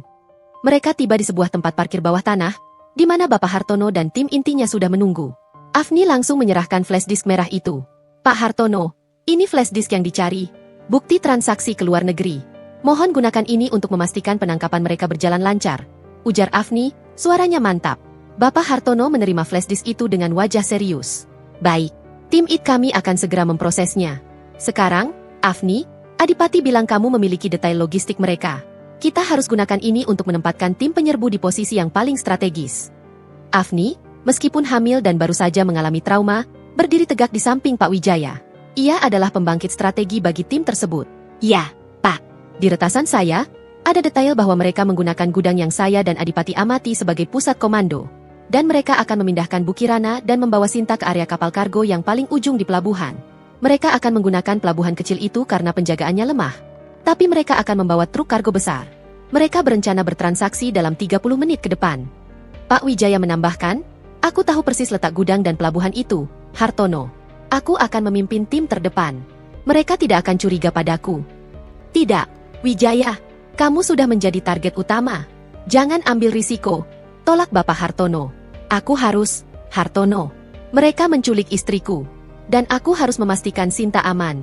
Aku akan membawa email dari Hartono yang berisi informasi palsu tentang kesepakatan tebusan. Itu akan memberi kalian waktu untuk mengepung mereka. Melihat tekad Pak Wijaya yang seperti pungguk merindukan bulan untuk penebusan dosanya, Bapak Hartono akhirnya mengangguk. Baik, Wijaya, kamu akan menjadi umpan, tetapi kamu akan dipasangi alat penyadap dan pengawas. Afni, kamu akan tetap di sini bersama tim IT dan aku. Tugasmu adalah memantau komunikasi mereka menggunakan data retasanmu, dan memastikan Wijaya aman. Kita akan bergerak sekarang. Kita akan akhiri sandiwara yang menyakitkan ini. Afni menatap Pak Wijaya, yang kini berpamitan dengan tatapan mata yang penuh cinta dan janji. Ayah akan segera membawa ibu pulang. Nak, kamu jaga cucu ayah baik-baik. Hati-hati, Yah, bisik Afni, tangannya gemetar. Kini, Afni, sang wanita yang tadinya hanya curiga pada pelakor, telah berubah menjadi koordinator operasi rahasia, bekerja sama dengan mertuanya yang ternyata adalah pahlawan. Ia tahu, ruang kendali darurat tim Bapak Hartono terasa bagai sarang lebah yang tiba-tiba aktif. Monitor-monitor besar menampilkan peta digital area pelabuhan, titik-titik merah yang menandakan tim penyerbu, dan titik biru yang bergerak menuju pusat bahaya, Pak Wijaya. Afni duduk di depan monitor komputer utama, di samping tim IT Hartono, matanya tak lepas dari interface komunikasi sindikat yang berhasil ia retas. Tangannya memegang flash disk merah yang kini tengah diproses datanya. Pak Hartono, Pak Wijaya sudah masuk area gudang. Komunikasi mereka meningkat. Mereka sedang mempersiapkan truk kargo. Lapor Afni, suaranya terdengar tegang namun profesional, menunjukkan transisi dirinya dari seorang istri yang curiga menjadi operator intelijen yang tangguh. Bapak Hartono yang berdiri di belakangnya, memberi instruksi cepat melalui headset. Tim Alpha, siap di posisi. Tim Beta, jaga perimeter. Jangan bergerak sampai ada instruksi. Melalui AirPage, Afni bisa mendengar suara Pak Wijaya. Suara itu terdengar mantap, meskipun ia tahu betapa besar beban yang ditanggungnya. Aku sudah di sini. Di mana istriku? Aku membawa apa yang kalian minta, ujar Pak Wijaya. Suaranya disamarkan agar tidak terlalu terdengar panik. Suara dingin dan serak dari pemimpin sindikat, yang Afni identifikasi dari retasannya sebagai bos, terdengar menjawab. Iya, tepat waktu. Kami tahu kamu tidak akan mengabaikan wanitamu. Pak Wijaya melanjutkan sandiwara yang ia rancang dengan Bu Kirana. Di mana Kirana? Aku akan berikan kalian tebusan, tetapi aku ingin melihat istriku dulu. Tunggu sebentar. Kami harus memastikan kamu datang sendirian dan tidak membawa ekor. Ejek suara itu. Afni dengan cepat memonitor jaringan komunikasi sindikat. Pak Hartono. Sindikat itu sedang melakukan scan radio di sekitar Pak Wijaya. Mereka mencari alat penyadap. Pak Wijaya harus mengalihkan perhatian. Bapak Hartono segera memberi instruksi ke Pak Wijaya melalui alat komunikasi rahasia. Pak Wijaya, tanpa ragu, langsung berteriak dengan emosi yang dibuat-buat. Kalian pikir aku bodoh? Aku adalah diplomat. Aku tahu cara bermain kotor. Kembalikan istriku sekarang. Atau aku akan melaporkan kasus perselingkuhanmu ini ke media massa. Kalian pikir kalian bisa mengancam nama baik keluarga Wijaya? Teriakan itu berhasil. Komunikasi sindikat itu terpecah. Dia gila. Dia mengancam akan membongkar aibnya sendiri. Terdengar suara salah satu anggota sindikat. Saat kekacauan itu terjadi, Afni menemukan celah. Pak Hartono, perhatian mereka terpecah. Ini waktunya. Tapi ada masalah. Saya mendeteksi ada 2 mobil yang bergerak menjauh dari gudang. Bukan truk kargo. Ini pasti Sinta. Sinta sedang dipindahkan. Mereka memindahkan harta mereka. Seru Bapak Hartono. Afni, Cepat lacak tujuan mereka. Tim Gamma, ikuti 2 mobil itu, jangan sampai kehilangan jejak. Afni segera memasukkan data enkripsi terbaru ke dalam sistemnya. Dalam waktu kurang dari 1 menit, koordinat mobil Sinta muncul di layar. Mereka menuju pelabuhan utama, bukan pelabuhan kecil. Mereka memindahkan Sinta ke kapal pesiar pribadi, bukan kargo, lapor Afni. Mereka tahu kita mungkin mengincar kargo. Mereka punya rencana B yang lebih licik. Di tengah semua itu, Bu Kirana di dalam gudang tiba-tiba bersuara. Suaranya terdengar parau, tetapi ia berbicara dengan kode yang hanya diketahui oleh Afni dan Adipati. Wijaya, hentikan semua ini. Aku tidak tahan lagi dengan sandiwara yang menyakitkan ini. Pulangkan aku ke rumah. Aku mau melihat Afni dan Adipati. Bu Kirana sengaja menggunakan kata-kata sandiwara yang mereka sepakati. Afni mengerti, pesan Bu Kirana adalah, ini adalah titik puncak sandiwara. Bawa Sinta dan Adipati. Segera selesaikan. Dia cerdas. Puji Bapak Hartono. Dia ingin kita menyelesaikan ini di tempatnya sekarang juga. Wijaya, bersiap untuk penyerbuan. Tim Alpha, serbu. Tiba-tiba, suara tembakan terdengar lagi di RP Cepak Wijaya, lebih keras dan lebih dekat. Wijaya, mereka menyadari penyadapmu. Cepat mundur, teriak Bapak Hartono. Tidak, mereka membawa Kirana keluar. Mereka akan menggunakannya sebagai tameng. Saya harus maju, jawab Pak Wijaya, suaranya memantul dari lorong gudang. Afni melihat monitor tracking Pak Wijaya. Pak Wijaya bergerak maju, menuju Bu Kirana yang kini sedang diseret keluar gudang oleh 2 pria bersenjata. Pak Hartono, Pak Wijaya sudah mencapai titik kontak. Mereka berhadapan, seru Afni, tangannya menggenggam erat perutnya yang terasa kram karena ketegangan. Wijaya, jatuhkan senjatamu, atau wanita ini akan kami habisi, teriak bos sindikat. Pak Wijaya berdiri tegak. Tangannya memegang briefcase berisi uang tebusan palsu dan email palsu. Ia melempar briefcase itu. Ambil uangnya, tapi lepaskan Kirana. Saat perhatian bos teralihkan pada briefcase, tim Alpha menyerbu dari sisi samping gudang, bagai badai yang tiba-tiba datang. Tembakan dan suara gaduh memenuhi RPH Afni. Pak Wijaya dengan sigap menarik Bu Kirana ke belakangnya. Afni, yang memonitor komunikasi bos, tiba-tiba melihat sebuah pesan yang masuk. Target Sinta sudah diamankan di speedboat. Lari. Pak Hartono, bos akan melarikan diri.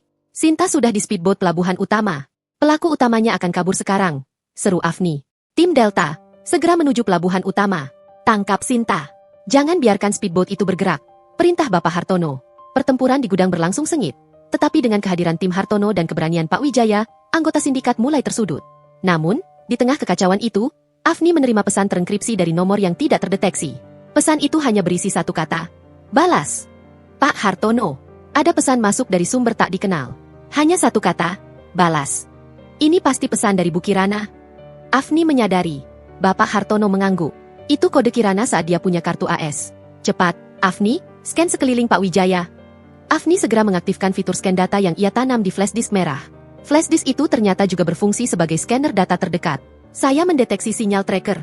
Bukan di Pak Wijaya, tapi di Bu Kirana. Bu Kirana memiliki tracker tersembunyi. Pak Hartono, Bu Kirana harus bergerak. Bapak Hartono segera memberi instruksi kepada Pak Wijaya. Wijaya, Kirana punya tracker. Gerakan dia ke arah truk kargo di belakang gudang. Pak Wijaya menuruti instruksi. Saat ia membawa Bu Kirana ke arah truk, Bu Kirana melirik ke belakang dan memberikan isyarat yang hanya Pak Wijaya yang mengerti. Bu Kirana sengaja mengalihkan pandangan tracker mereka ke truk kargo. Tiba-tiba, truk kargo itu meledak. Ledakan itu tidak besar. Hanya sebuah ledakan kecil yang menimbulkan api dan asap. Sinyal kekalahan bagi sindikat. Bu Kirana. Dia memasang bom asap kecil di truk kargo mereka. Dia sudah merencanakan ini, seru Afni. Bu Kirana menggunakan keahlian strateginya untuk mengalihkan perhatian dan menghancurkan beberapa aset mereka. Ledakan itu menjadi sinyal. Tim Hartono yang mengepung segera menahan seluruh anggota sindikat yang tersisa. Termasuk, bos, mereka yang terluka. Misi penyelamatan Bu Kirana berhasil. Kini, fokus beralih ke Sinta dan kapal pesiar di pelabuhan utama. Afni, dengan keahliannya, memantau speedboat yang membawa Sinta. Pak Hartono, speedboat mereka bergerak cepat, tapi mereka harus melewati Selat Timur. Itu area yang harus dipantau oleh kepolisian perbatasan. Saya akan mengirimkan data oknum polisi yang terlibat ke kepolisian perbatasan di Selat Timur. Afni dengan cepat mengirimkan data dari flash disk ke unit yang berwenang di perbatasan, sambil menyertakan pesan rahasia bahwa sindikat itu melibatkan oknum polisi bernama Bravo, nama yang ia retas. Di tengah semua operasi ini, ponsel Afni berdering. Itu adalah nomor dari rumah sakit Adipati. Halo, saya istrinya. Bagaimana keadaan suami saya, Adipati? Afni bertanya, suaranya kini dipenuhi harapan dan ketakutan. Nyonya, suami Anda sudah sadar. Lukanya cukup parah di kepala, tapi dia sudah melewati masa kritis. Dia terus memanggil nama Anda dan ibunya. Dia ingin bicara dengan Anda. Afni menjauh dari monitor, air matanya jatuh. Ia mengambil napas dalam-dalam. Halo, Mas Adipati, Ini aku, bisik Afni. Suara Adipati terdengar lemah, tetapi ada kelegaan di dalamnya. Sayang, Ibu, Sinta, bagaimana? Ibu sudah aman, Mas. Ayah menyelamatkannya. Dan Sinta, sedang dalam perjalanan diselamatkan tim Hartono. Kamu sudah jadi pahlawan, Mas. Kamu menyelamatkan flash disk itu. Sekarang istirahat ya, sayang.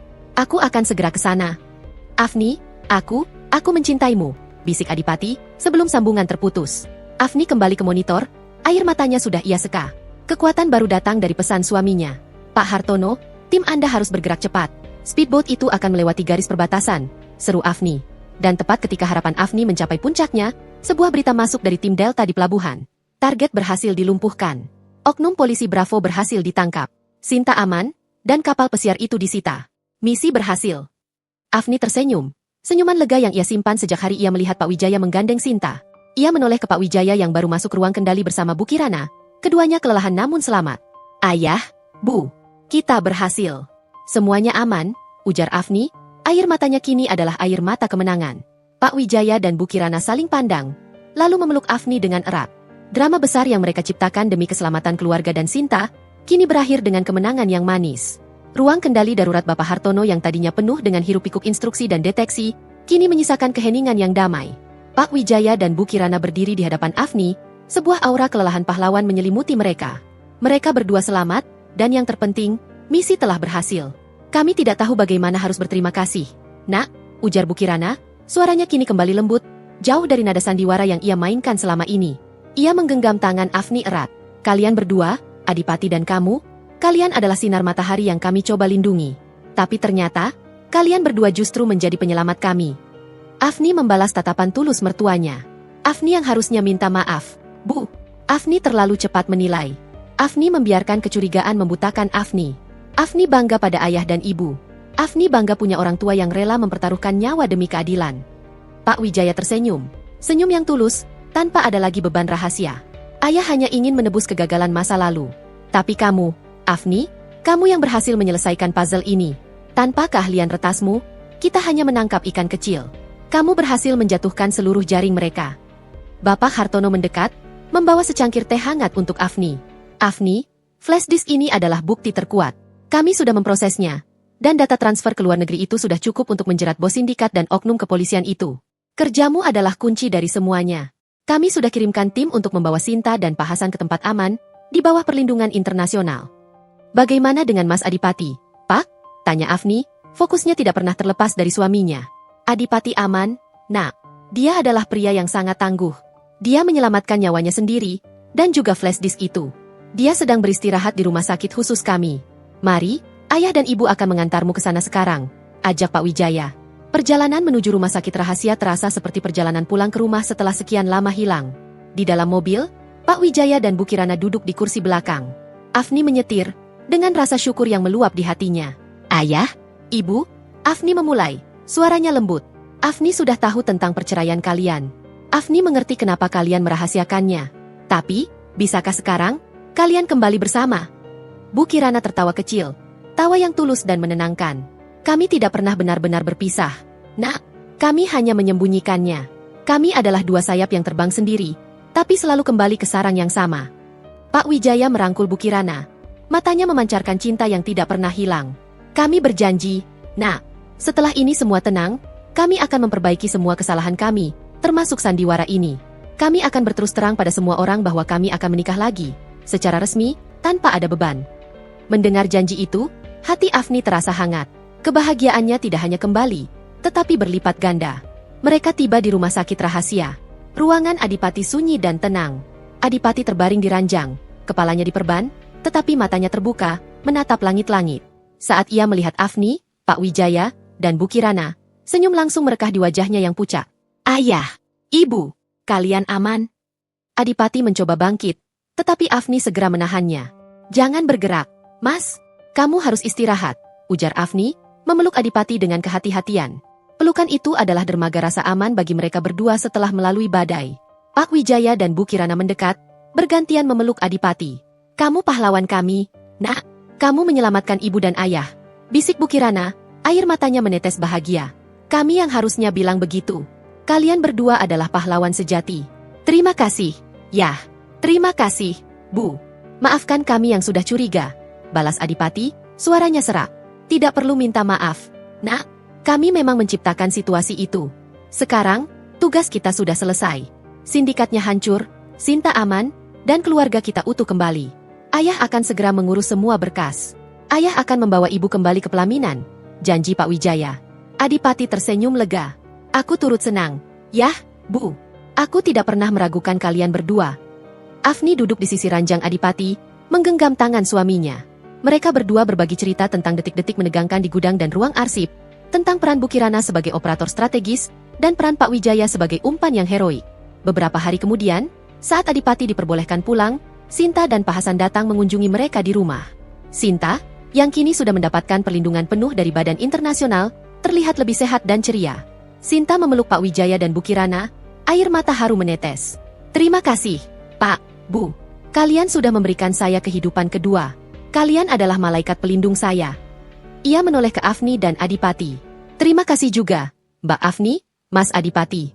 Bukti yang saya sembunyikan itu, sekarang sudah menjebloskan semua penjahat itu ke penjara. Saya berutang nyawa pada keluarga ini. Afni tersenyum. Kami senang kamu aman, Sinta. Kami hanya ingin kamu mendapatkan keadilan.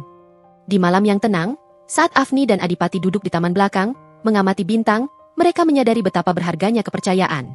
Mas, aku tidak pernah menyangka, rahasia di balik perselingkuhan itu ternyata adalah sebuah pengorbanan yang begitu besar, ujar Afni, menyandarkan kepalanya di bahu Adipati. Hidup ini memang penuh kejutan. Sayang, kita belajar bahwa menilai orang lain, bahkan orang terdekat kita, tidak boleh hanya dari apa yang terlihat di permukaan. Ayah dan ibu mengajarkan kita bahwa cinta sejati adalah perlindungan, bahkan dengan risiko disalahpahami, balas Adipati, mencium kening Afni. Keesokan harinya, Pak Wijaya memanggil Afni dan Adipati. Ia menyerahkan sebuah amplop. Ini, Nak, ini adalah saham yang ayah berikan pada kalian dari Yayasan Kemanusiaan yang ayah dirikan. Ayah ingin kalian berdua menjadi penerus perjuangan ayah dan ibu. Ayah ingin kalian menggunakan kecerdasan dan keberanian kalian untuk kebaikan. Afni dan Adipati menerima amplop itu dengan haru. Mereka tahu, ini bukan hanya warisan harta, tetapi warisan nilai. Afni memeluk erat Pak Wijaya. Afni akan lanjutkan perjuangan ayah dan ibu. Semua konflik telah berakhir. Rahasia telah terungkap. Cinta telah menang. Keluarga ini, yang tadinya terancam pecah oleh kecurigaan, kini menyatu lebih kuat dari sebelumnya, diikat oleh benang pengorbanan dan keberanian. Afni kini menantikan kelahiran anaknya dengan hati yang damai. Tahu bahwa ia akan lahir di dalam keluarga yang tidak hanya penuh cinta, tetapi juga penuh dengan para ksatria keadilan. Beberapa bulan berlalu sejak malam penentuan di pelabuhan. Musim berganti. Bayangan hitam yang sempat menyelimuti keluarga Afni dan Adipati kini telah sirna sepenuhnya, digantikan oleh kehangatan dan kejelasan yang baru. Seluruh anggota sindikat kejahatan, termasuk oknum-oknum yang terlibat, berhasil dijebloskan ke penjara berkat bukti tak terbantahkan dari flash disk merah yang ditemukan oleh Afni dan Adipati. Adipati telah pulih sepenuhnya dari cedera kepala, meskipun ia masih harus menjalani terapi ringan. Bekas luka di dahinya kini menjadi medali keberanian yang ia kenakan dengan bangga. Sementara itu, Afni semakin mendekati waktu persalinannya. Perutnya yang membesar menjadi pengingat akan masa depan yang cerah dan damai. Kabar paling membahagiakan datang dari Pak Wijaya dan Bu Kirana. Mereka benar-benar menepati janji mereka. Mereka mengadakan pesta sederhana namun penuh makna di rumah, mengundang kerabat terdekat untuk menyaksikan pengumuman besar. Kalian semua pasti sudah mendengar desas-desus. Ya, ada banyak hal yang terjadi di keluarga kami beberapa bulan terakhir. Ada perselisihan, ada pengorbanan, dan ada rahasia, ujar Pak Wijaya, berdiri di samping Bu Kirana. Senyumnya memancarkan kebahagiaan sejati. Kami ingin mengatakan bahwa kami, Wijaya dan Kirana, tidak pernah benar-benar berpisah. Sambung Bu Kirana, matanya berkaca-kaca. Perceraian kami bertahun-tahun lalu adalah keputusan yang kami ambil karena saat itu kami berada di jalur yang berbeda. Tapi kami tidak pernah berhenti menjadi tim, terutama dalam membesarkan Adipati. Pak Wijaya menatap Bu Kirana dengan penuh cinta. Dan kami ingin mengakhiri sandiwara terpanjang dalam hidup kami ini. Kami ingin memulai babak baru, di mana kejujuran adalah dasar dari segalanya. Kami akan menikah lagi, secara resmi, di hadapan Tuhan dan kalian semua. Tepuk tangan meriah menyambut pengumuman itu. Air mata haru dan kelegaan membasahi pipi Afni. Bukan hanya persatuan kembali, tetapi pengakuan terbuka atas pengorbanan mereka, telah menyembuhkan luka lama dan menyegel kembali fondasi keluarga. Sinta, yang kini melanjutkan pendidikannya di luar negeri dengan bantuan dana dari Yayasan Pak Wijaya, mengirimkan sebuah surat ucapan selamat. Ia menceritakan bahwa ia kini telah menemukan kedamaian dan ingin mendedikasikan hidupnya untuk membantu korban-korban lain. Ayah, ibu, kalian lihat, pengorbanan kalian tidak sia-sia. bisik Afni kepada kedua mertuanya. 3 minggu kemudian, saat malam yang sunyi, Afni merasakan kontraksi. Waktu yang ditunggu-tunggu pun tiba. Adipati yang siaga langsung membawanya ke rumah sakit. Pak Wijaya dan Bu Kirana menyusul tak lama kemudian, menunggu dengan cemas di ruang tunggu. Di ruang persalinan, Adipati menggenggam erat tangan Afni. Keringat membanjiri wajah Afni, tetapi ia menghadapi rasa sakit itu dengan kekuatan yang ia temukan selama menjalani petualangan rahasia bersama keluarganya. Kamu kuat, sayang. Ingat, kamu adalah singa betina kami. Kita sudah melewati yang lebih sulit dari ini. Kamu pasti bisa, bisik Adipati, mencium kening Afni. Mas, aku takut, bisik Afni, napasnya terengah-engah. Jangan takut, ada aku di sini. Ada ayah dan ibu di luar. Kita adalah tim. Kamu lakukan bagianmu, aku lakukan bagianku.